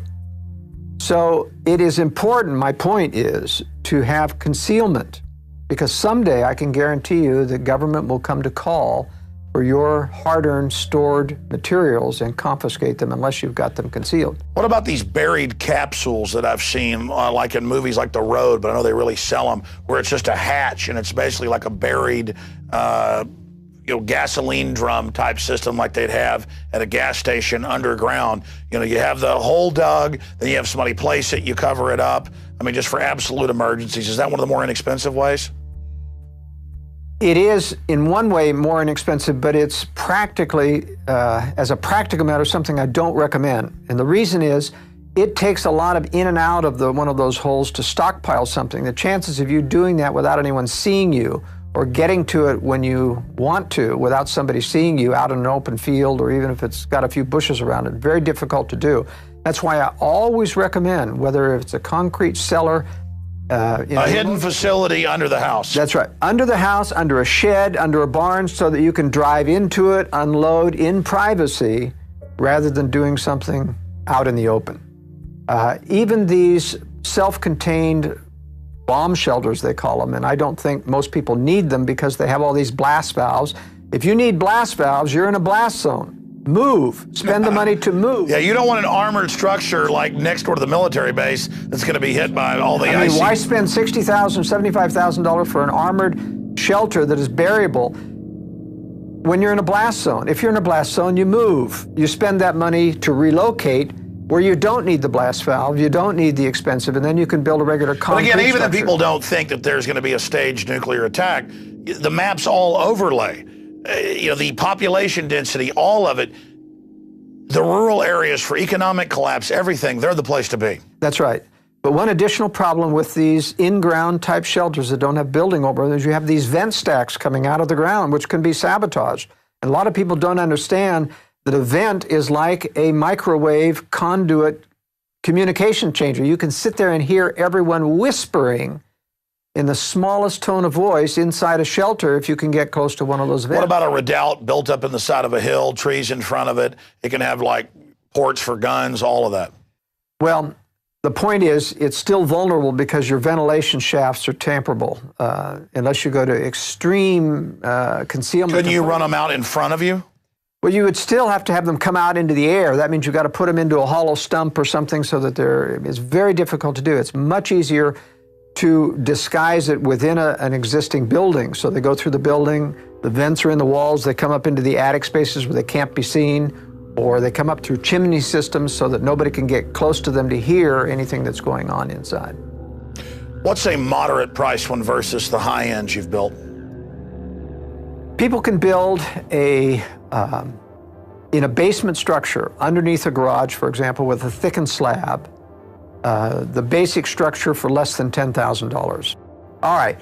So the other threads that we talk about in the book, and remember, in this section of the book, we're taking each of the threats expansively, talking about how do you ameliorate the threat, et cetera, which states have threats. And then when we get into the state analysis, which is this next section, which is the biggest part of the book, we give you a summary rating for every one of those threats so that you've talked about them in general and crime in general and what the various statistics. And then when you decide, all right, I'm going to consider going to Idaho, what do those threats look like? You have in this book an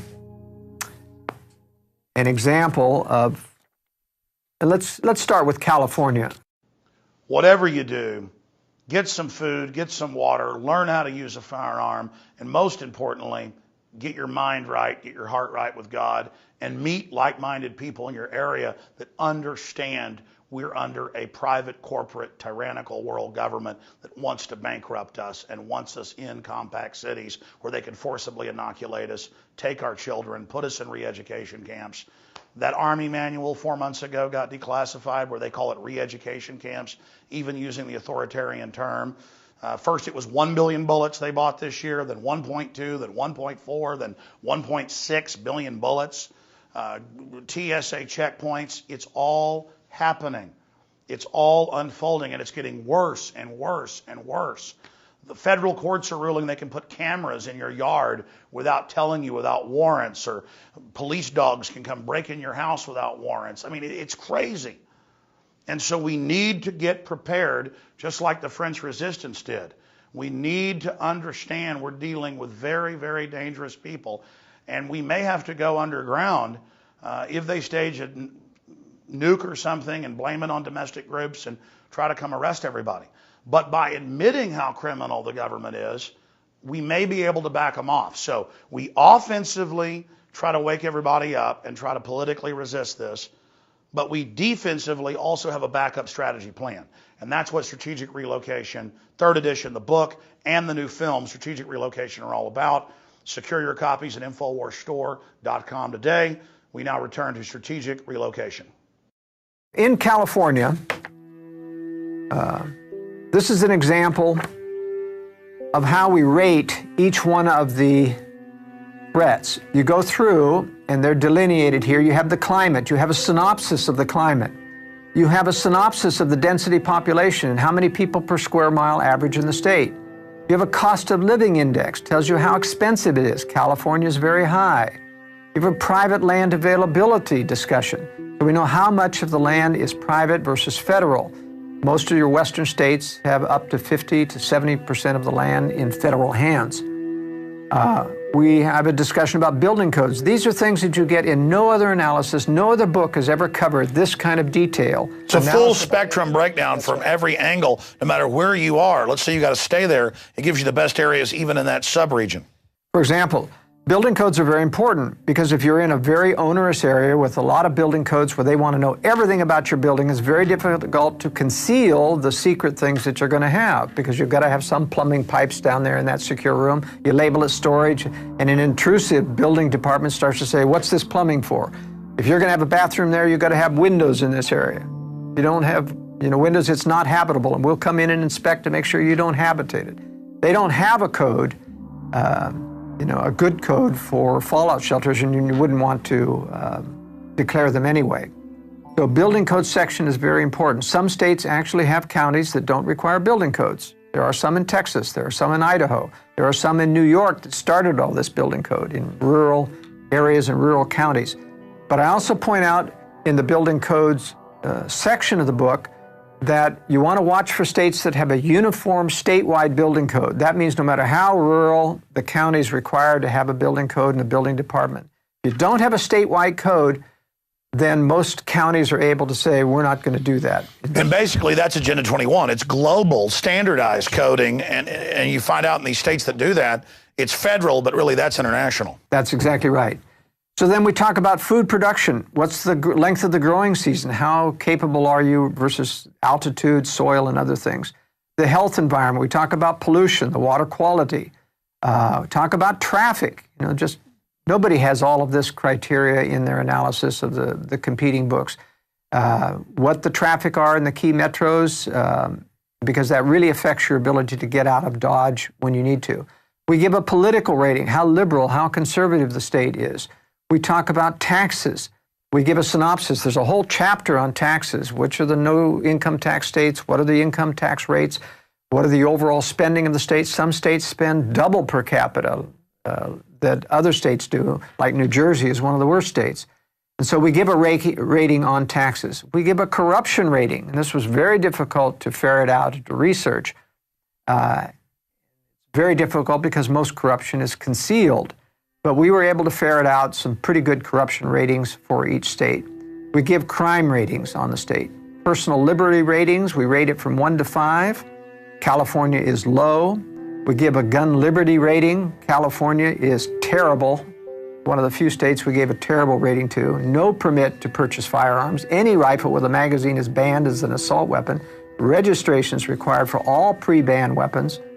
No out-of-production guns may be brought into the state, including vintage weapons.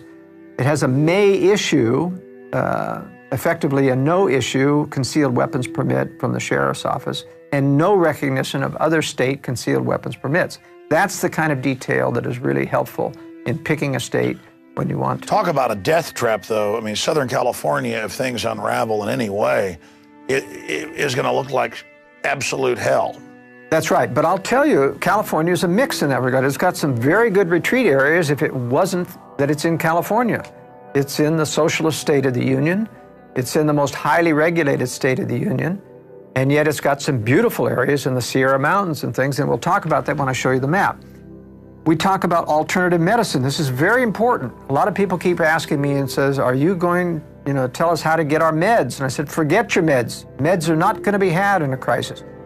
Learn to use alternative medicine now and get into states which allow alternative medicine, because then that little mini industry isn't stifled. You have naturopaths, you have chiropractors who know how to prescribe good nutrition, etc. I talk about homeschooling freedom. This is going to be very important. Another thing on alternative medicine you need to be aware of is that hospitals someday are going to become a screening, filtering mechanism to screen out homeschoolers, screen out people who believe in discipline, because they already admit that. They say it's going to be the new tyranny to enforce all the surveillance. And vaccinations and those, and it's very deadly. California just passed a law where they vaccinate kids without parental consent. I mean, that's like red alert exodus. And so what I'm saying is alternative medicine and lay midwifery freedom in a state is very important, because the ability to have children outside of a hospital with a trained lay midwife is very important to avoiding the trap, the stamp of You know, we have known stories of women who have said, I don't want vaccines. They take their baby away to the nursery and they come back, oh, we forgot we vaccinated your child. Or they try to have CPS take them. And that's what's so amazing is how deep the tyranny's already gotten. And someday there's going to be a litmus test whether or not they'll give your baby back from the nursery. You've got to sign that you don't believe in cruel and unusual discipline like spanking, you know, that you'll have them vaccinated. And they won't give your baby unless you sign on the dotted line. So someday I believe that freedom-loving people are going to have to stay out of the public schools. They should be out of them already, frankly. And they're going to have to stay out of the hospital system. And that means learning to be healthy, learning alternative medicine, good nutrition. Well, I think it's important to exodus the major cities to create communities of liberty and freedom already. I mean, why wait? Why wait for the threat of biological weapons or collapse? We should be getting the hell out of here to begin with. But realistically, a lot of people still have to stay close enough to live. A lot of people don't have the liberty of husband and wife. It takes at least a full-time job for a husband and wife to teach at home. So the globalists did that on purpose. I understand the limitations, and I realize one of the reasons they made it tough economically is to get the women in the workforce, to degrade the family and those types of things. But I think if you work hard, if you read through the section on contingency planning and how to, you know, you can work through and start to make progress towards getting out of this kind of society and the traps that they're doing. The last section of detailed knowledge in each state is the military targets. We list every military target in the states, including Naval, Army, Air Force, and we list the nuclear plants. Nuclear plants are particularly dangerous because when they do melt down, or if they get hit with a nuclear bomb or nearby and they're damaged and melt down, they are much more dangerous than a nuclear weapon in terms of the residual fallout, the long-term effects of fallout. Then in addition, after the detailed summaries from the threat section, we give specific notes, my personal experience about being in every one of these states, as well as in my blog on joelskousen.com, I've had people contribute what their experience is living in the states.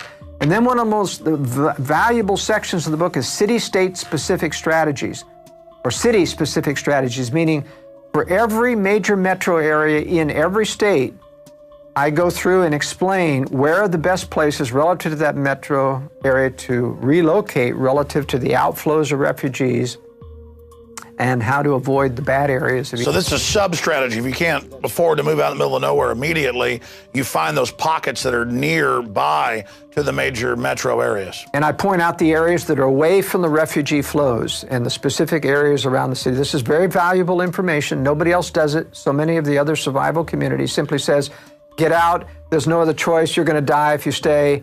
I have to be more realistic. I've lived with this. I've worked with people for 40 years, consulting and building residences. I realize that even the best intentioned person who believes like you and I sometimes can't leave, and I want to provide the information that allows them to survive. I need to be in a major city to be able to find a pool of skilled people to do what I do in the media, to be on the offense, not just on the defense, but you're on the offense while you're building the defense as well.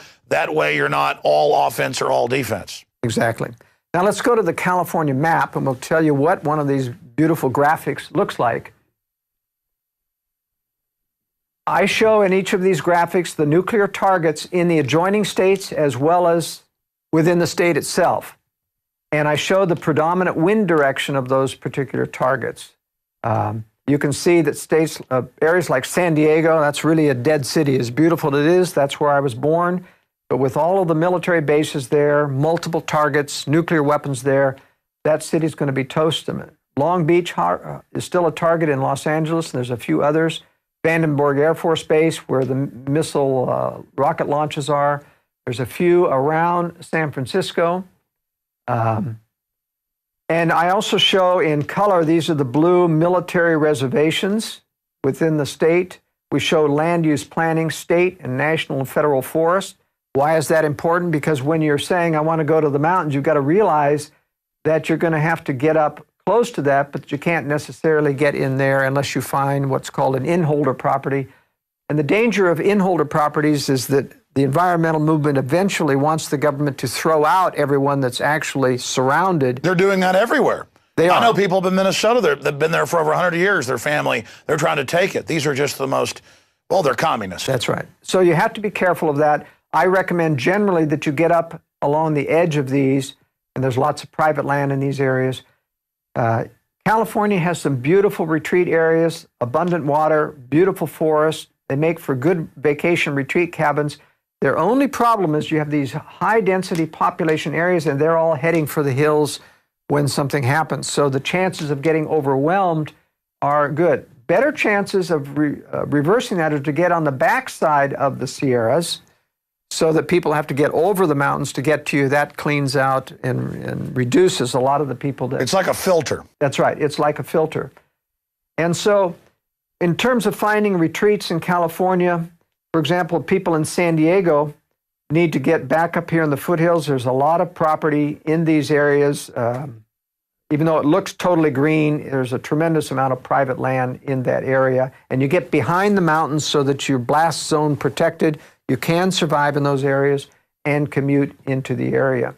One of the interesting things that I point out in another part of my book, however, is that for people who have to live in the LA Basin, San Diego Basin, if you decide to get out, if you're reading my World Affairs Brief and you get advance warning and you get out, you have to get all the way over into Arizona in order to get up to safe areas, because there's only one road out of this, and it goes through Las Vegas, one road.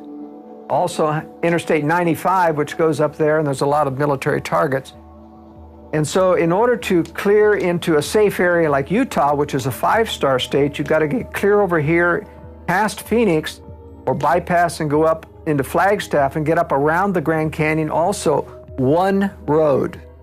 That's how tenuous it is to get to safe locations from this Southern California area. You got 30+ million people in California. That's right. So you see, it's very difficult. One of the strategies that I recommend for people who are young enough to learn is to learn how to become a pilot. Being able to fly out of these areas is a great strategy. And it's an industry that's going down, so there's a lot of room, a lot of people hungry to train you and fly you, and it takes a little bit of money, but generally you can get a pilot's license for less than $5,000. So that's another strategy. Let's talk about a safe state now. Let's go to Idaho. Before we go to the Idaho map, I want to go to a general map of the United States to show some strategic value of areas in the east and the west and why Utah and Idaho end up being so highly rated. As we remember, we talked about population densities are extremely high in this eastern area. And in fact, it extends completely over to about halfway through the states of in the middle of the country. A lot of people out here in the farmland as well. Because of that high population density, none of these states rate anything above 3 in the East Coast. Tennessee is the highest rated state because it's got the Cumberland Plateau. There's this big Appalachian mountain chain here, which kind of is a blocking area for the major population center here. The Cumberland Plateau in Tennessee is a high 1,000-foot plateau. People will tend to infiltrate through the mountains, over the mountains, through the valleys. And when they get into the Tennessee valleys, they're very tempting to stay in the valleys. Nobody wants to climb up a 1,000-foot plateau where there's not a lot of people. That's one of the reasons why this is very good. For the Northeast, they need there's this northeast region of the wooded areas of Maine, New Hampshire, and Vermont, and upstate New York. Those are the only safe areas. The problem strategically is that once you retreat up there, you're stuck. If it becomes untenable, you can't get back west because these population flows will flow this way and cut off any retreat unless you go up through Canada, if one wants to try to get further west if this becomes untenable.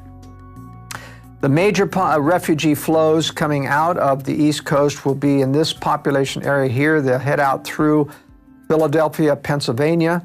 Some will go north along that. Some will go south this way, trying to avoid the mountains. And that's why we give a lower rating to the southeast states, Mississippi, Alabama, and Georgia. They'll also have all of the refugees flowing out of Florida. This is a 0-rated state as well because it's untenable for survival of this amount of population, and most people will tend to flee south and then west towards Louisiana and Texas. So that's going to make Louisiana, Mississippi, Alabama a disaster zone. Right. The only good areas that I recommend in these southeastern areas are the northern hill country and mountainous areas. The Ozarks of Arkansas are a good area, southern Missouri. That's the primary destination. Yeah, a lot of elites Midwest. are building bunkers in that area. That's right, they are. The great advantage that the West has, the far West, now these are your troubled areas here where your population densities are, but centering around Salt Lake City, for example, even though this is not a recommended area itself, and you can see there's a military target in Hill Air Force Base as well as the new NSA computer center, data center there, which makes another additional target. The greatness of the Intermountain West is that you're surrounded by 500 miles of mountains or deserts that keep people from Denver, Los Angeles, San Francisco, or Seattle from getting across those deserts without gasoline, electricity, and other infrastructure. You're not going to walk across those things, I can guarantee you. It has a huge filter. It's a huge filter, and that's why this is the safest zone here in the West. What's the sweet spots? Where do you live? All right. I live in Utah here, and south of this zone here, which I consider the southern and central part of Utah safer than the north because you're cut off from this area here. How is the gorgeous areas around Monument Valley down here in the south? Yes, these are all the red rock country of Utah, and the beauty of red rock country is that they're desert, there's very few people. You can survive. The mountains provide the reservoirs of water. There are rivers coming out of all of those mountains, and if you can get water, even though it cannot sustain a great deal of population in these areas, you want that to be a filter. You want people to think, I'm not going to Utah because there's no water. Well, there is water for those that are already there. And there are high altitude mountains for retreat cabins, which become very inaccessible in excess of 7,000 to 10,000 feet, where you can get up where very few people can hike and get to. And they're forested here. Now, Colorado has some of the same terrain, but the problem is Denver is a major New World Order center. There's a major concentration camp being prepared in Denver. There are secret bunker systems under the Denver airport. There are black helicopter bases out of Buckley Air Force Base in Colorado. And just a few miles down the road is Colorado Springs. There's Colorado Springs, Cheyenne Mountain. I don't know why the powers that be moved NORAD out of Cheyenne Mountain into Peterson Air Force Base. It makes the city an obliterated target. And I have recommended everyone in Colorado Springs who hears my voice needs to be relocated so they're not there, because the powers that be have made a major Air Force base within the city as a target.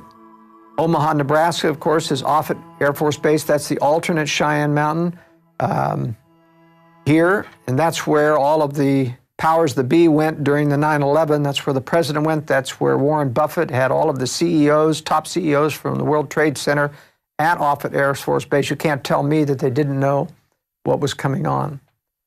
Now, Montana, Idaho, and Wyoming are, to a certain extent, in many regards, better than Utah. I got to stop you. How weird is that? It was in the news that they had hundreds of these top people.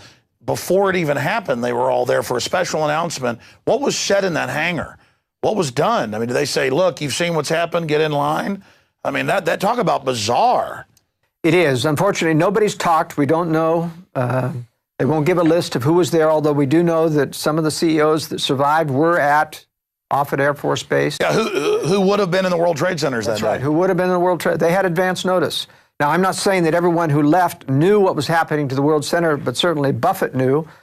Certainly, he's shown himself to be an insider player. And that's the excuse to get him out. And plus, they're acting secretive about it. That shows you something was going on. That's right. So there are some advantages to being to the north in more hostile climate in terms of, and this is the area right here, which Jim Rawls of the Survival Blog has his redoubt, which he feels is the safest area, but that's from a military standoff point of view.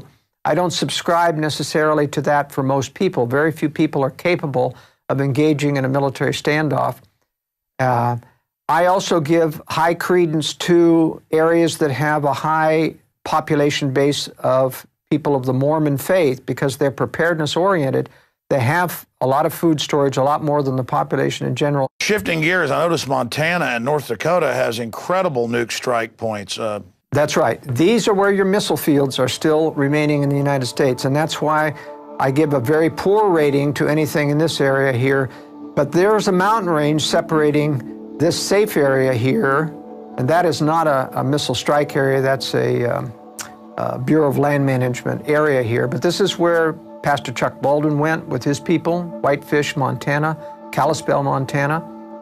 It's a very good area. The problem with these areas, they are very safe. They are a long distance away from, how should I say, civilization.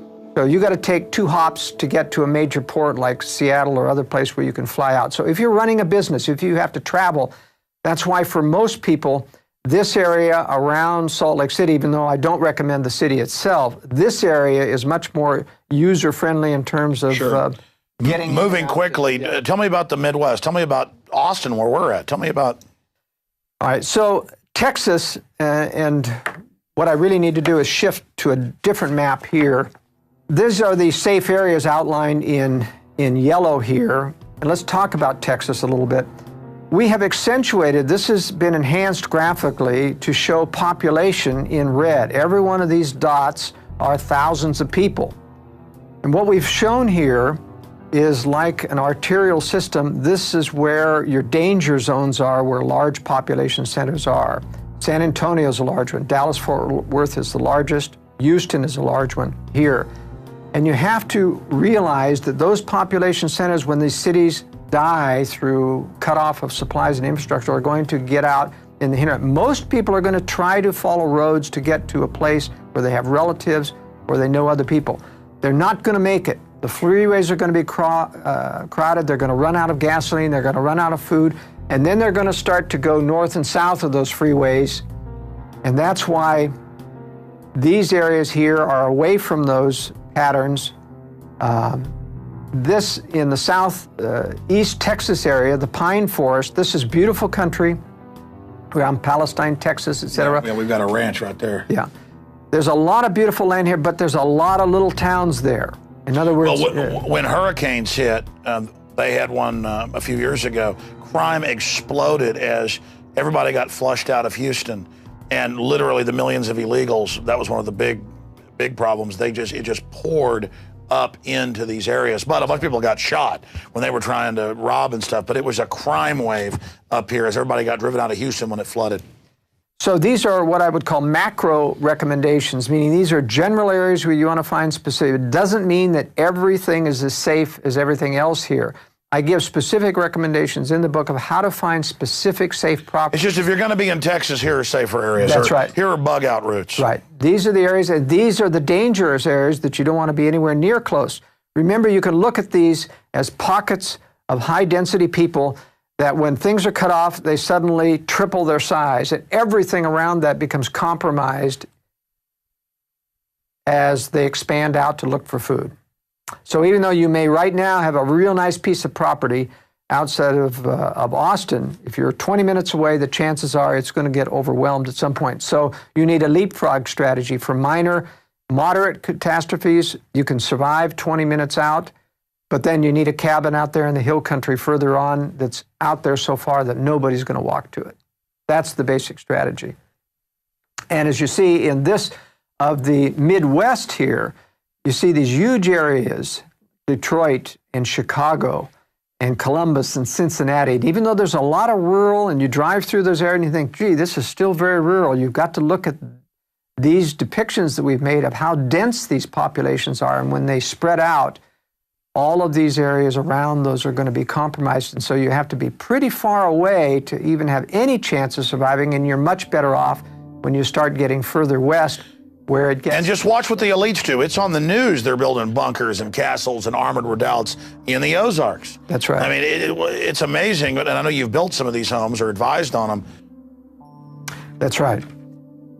So let's go to Idaho then, if you want to bring up the map of Idaho. And we'll talk about a safe state and some specific areas in this. Now, Idaho has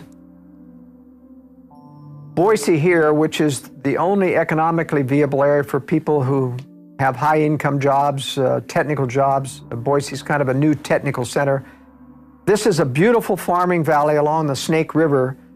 Good areas on either side of this. This is all irrigated farmland. This is a little better out here in terms of being away from the main freeways, very few people come up this way. But this is a beautiful retreat area here, lots of farmlands here. This is Jackson Hole over here, which is not a good area. But this is a beautiful mountained, forested area here where lots of high mountain cabins, and yet you can grow crops down here in this area.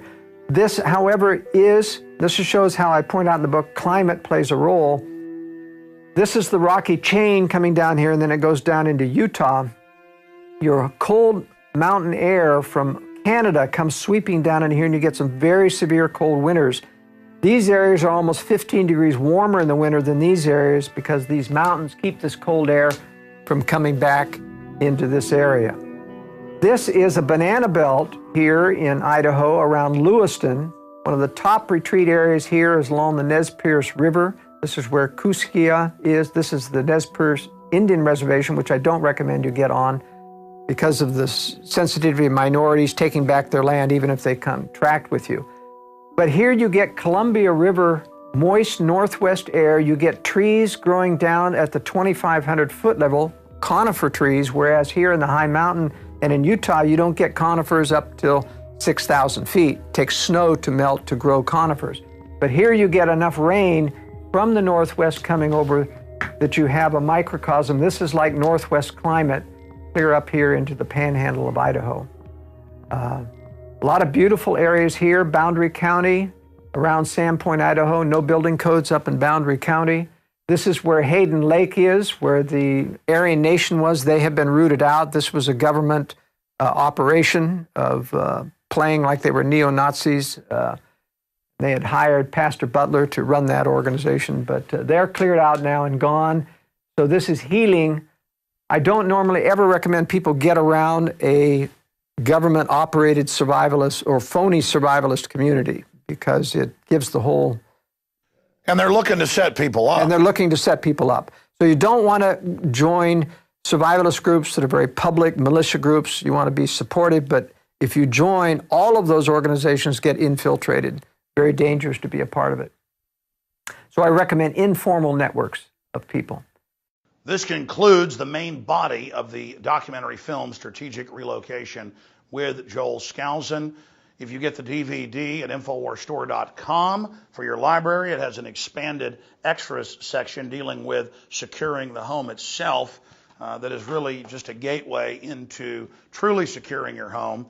And Joel Skousen breaks that down in his book, The Secure Home, also available at InfoWarsStore.com.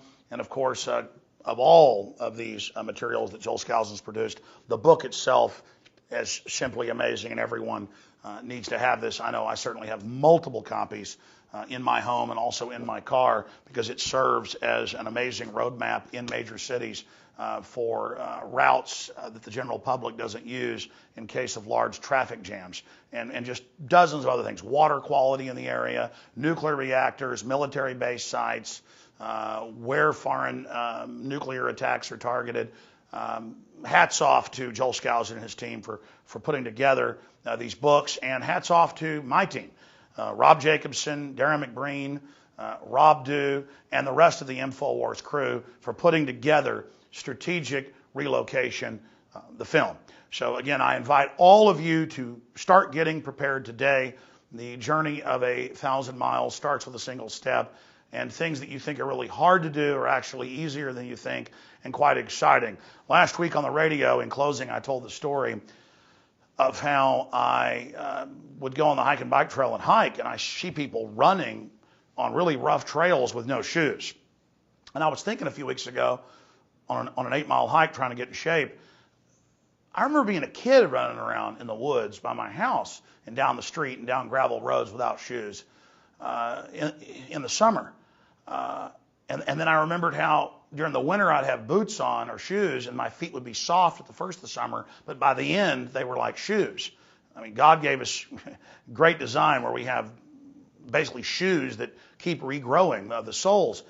And so I went for a mile walk without shoes on a gravel gully trail, and the first few hundred yards it was torture.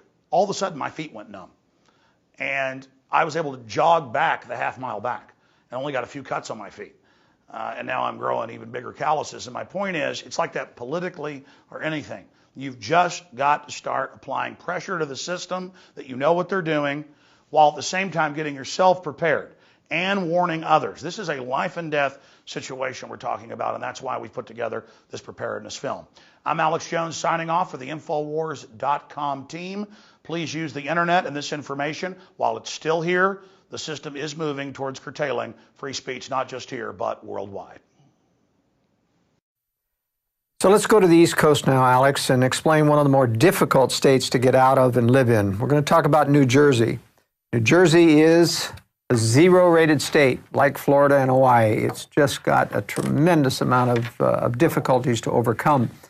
It isn't to say there aren't some nice rural farm areas in New Jersey, but New Jersey has the problem that it's backed up by all of this population center, Staten Island, Manhattan, and everybody's going out through Jersey even to get up towards New York.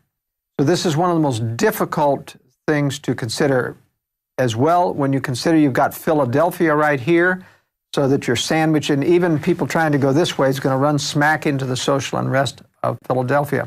Going down south in terms of retreats is a problem because you've got this Delaware River coming up here. You're cut off except for a few bridges. There's nothing worse than trying to retreat and having millions of people come down there and get stuck at a bridge where nobody can get across. So I have taken time in the book to give a very specific example of how you plan if you have to live in New York and you're living in a suburb of Newark, for example, of how to get out of this area and how carefully you have to plan. I'm going to switch to this larger map now to indicate how to do this. This is Newark, Manhattan here, Staten Island. In our example, we've got a family living in Livingston. This is in a suburb, and there are miles and miles and waves of suburbs. They don't start to really get rural until you get out about this far. This is a close-up of where we live in Livingston here, and it shows the problem. We've got freeways here and here, and a lot of people don't realize that these freeways are trap zones. You cannot cross the freeways unless you find an entrance or an off-ramp or an exit. And I believe that in a crisis, not only will the freeways be packed full of people, that all of the on-ramps and the off-ramps will be packed with people too, and you won't be able to cross the freeway, even if you don't want to get on the freeway. But in every freeway, there are a few places. One is right here. This road goes under the freeway, and there is no off-ramp or any on-ramp. So you can scoot on by that freeway and get going further on. This is another alternate route that I've planned out here. These are all rural roads, non-major or secondary roads that also go under the freeway here. It's very, very important. You've got river obstacles here. You've got to watch for bridges. You've got to plan various bridge routes to make sure that you can get across there. So now going back into the larger map, we're trying to avoid Picatinny Arsenal, which is a secondary nuclear target here. We'll stay away, give them a wide berth. The freeway goes much, much too close to that area. If you ever do, by the way, get on a freeway, you want to make sure that you get on past any major cities so that there isn't anything to block your way. You take 80, which is the better freeway in getting out. It takes you up towards northern Pennsylvania. It's the clearest route out of the east to take Interstate 80. 78 takes you right into Philadelphia. Not a good freeway to get on. You're going to have to get off before that. And you have to get around these areas, mostly through secondary roads, if you're going to bypass Philadelphia. If this is clear, if you get on after Susquehanna, your chances of getting all the way to near Buffalo are pretty good on that freeway. But for our example here, we're going to take and do a retreat in a rural town called Newton here. And the alternate routes are the ones in gray. This is the main route that we've chosen. Tried to avoid bridges, but you can't with this many rivers here. Once on a rural road, we want to avoid going through the town of Susquehanna. So this is our primary route, even though it goes longer and further away to get to Newton. This is the preferred route. You really want secondary roads, not freeways, that go through a few towns, and it's very difficult to find because secondary roads do go through towns. So basically, wherever you live, you should at least think about evacuation routes that aren't on the main road. I mean, when it's Friday night, you can't get home because of the traffic. Whenever there's a hurricane, it creates traffic all over the state because everybody drives up. People die on the highway. They get stuck for days. They run out of gas. I mean, if you get a real collapse or a war or an attack, it would just be bedlam. That's right. One of the interesting things to practice is during maximum traffic hour, when even the secondary roads in a town going to places are pretty full of traffic, try to map out a route where you only go on the residential streets and time yourself, and you'll find generally you'll get through faster by sticking just to the residential. And that simulates. I already do that. That simulates what you would do, is actually go down residential roads that just have houses on either side that are not a secondary road. But this is the key. The key is finding, and you have to do this with Google Maps. If you get to Google Earth or satellite view, you can zoom in close enough that you can see, if you follow this freeway with your mouse, you can find areas that don't have an on-ramp or an off-ramp. And that's the secret for getting through. But bottom line, if you can, don't live in New York or New Jersey. Don't live in Hawaii. Don't live in Florida. And if you're going to have to live in one of these other states, live near enough to one of these safer pockets. That's right. And what I tell people is that you do have time. I'm convinced that the scenarios that we talked about of economic collapse are not going to occur precipitously. The dollar cannot be devalued. A devaluation refers to a fixed rate compared to another currency that is allowed to make one get lopsided. And a devaluation occurs, they change the fixed rate, and suddenly it's worth 30% less. That can't happen with the dollar. It's not pegged to any other currency. Other currencies are pegged to the dollars that have fixed rates. They can collapse. So the dollar is the world reserve currency. All they can do is slowly debase it. That's right. That's all they can do. And the base is so big that it's going to take a long while to debase $400 trillion and turn it into. But it's causing the other currencies to accelerate their debasement. So that's that. You know, the experts think there's some trigger point where it accelerates the devaluation. Well, I'm not so sure, because we have to remember that the other currencies love U.S. inflation. That allows them to hide their increased inflation and still stay equal with the dollar. So there really aren't a lot of people in international banking circles that are against dollar devaluation. Bottom line, the globalists have thought this out. They have thought this out. They're protecting themselves. It's got a long way to go. I'm predicting a downhill slide till they have an exit strategy. War will solve it all. Then they can erase it all. They can erase it all. Force majeure. We walk away blameless. But here's the question. Why are they digging in? People say, Alex, why are you concerned about this? Why are the elite digging in? Because they don't want, and they know that the world population, especially the U.S. population, will not accept boiling the frog forever. At some point they will rebel. I'll tell you, when they have to go defend a wetlands violation in The Hague and hire an international attorney, you're going to have hell to pay politically. They're going to say, get us out of that treaty, get us out. We demand to remove from the United Nations. That would start to happen if they really started. They've got us under UNESCO trying to ban people doing chores on the farm. Again, they know, I agree with you, they're accelerating their program. I agree, they want to do it long term, but it's a catch-22. Long term, yeah, they can get it done, but they don't have long term because we're checkmating them. So it's almost like the Patriot Liberty movement is so successful, we're almost driving them into a confrontation. Where they have to choose war as the ultimate thing to knock down the opposition. The war knocks down all opposition. So then why not go ahead and give in to them? I'm not saying that, but if we're driving them into doing this, which I agree, then why do we do the right thing? Because justice be done, may the heavens fall. We can't give in. It's against our principles. We can't just walk in and say we give up. So it's better to confront them and force them to react on our turf than to just lay down. Absolutely, because at least we build a remnant. This is to me, it doesn't matter if I don't believe that we can win back the whole nation. My purpose is to do what's right, convert as many people as possible, leave the rest up to the Lord, create a remnant, and out of that remnant, He can inspire them to band together to build liberty anew. But I believe personally that we'll build liberty anew in pockets, not as an entire nation. A nation has to go through tribulation, retribution, collapse and fall before it rises again.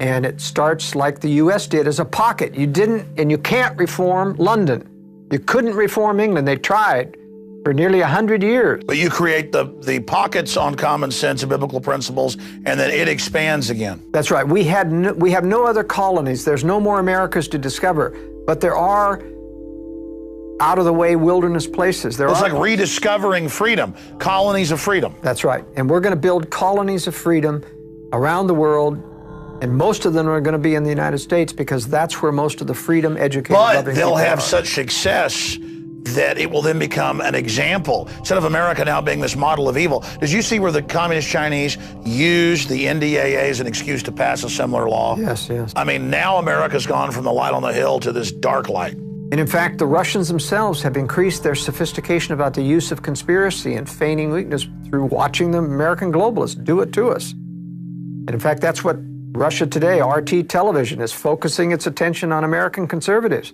American conservatives keep thinking, wow, we got a television station that tells the truth. Well, they're not telling the truth because they like us. They know that it will foment division, and they hope to capitalize on that someday.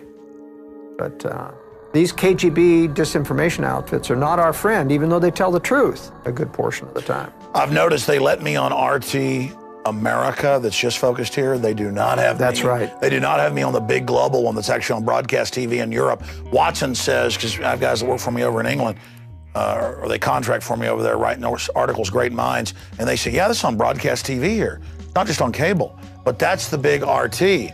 But they'll have me on to talk about it here, but it's compartmentalized. That's right. Absolutely. So my message to your audience here today is prepare wisely in advance. I've got plenty of information about doing contingency planning, that you don't have to make the leap before you're ready, but do it wisely, prepare stages. There's dozens of strategies that people can implement to successfully evade these problems, get out of town when you need to, but they need to read the book. They do. And the book, ladies and gentlemen, is available at Infowars.com. Strategic Relocation, North American Guide to Safe Places, 3rd edition. And also when you order it at Infowars.com, you'll get other evil contraband like a pocket constitution, Infowars bumper stickers, free added to that. We also carry books on Agenda 21 and a lot more at Infowars.com. But this is invaluable. It's the best book out there, and that's why I'm promoting it. I also hope you'll get copies of this DVD presentation and give it to everyone you know, so they'll at least start the process of thinking about protecting themselves, because the government can't and won't protect you. It is up to you in the final equation. That's it for this extended breakdown. Great job, Joel Skousen of World Affairs Brief. We're going to also have some extras here on the DVD that expand on how to secure your redoubt or your bug out location, that cabin, if you're able to secure it. So that's coming up in the expanded extras. Thank you for watching.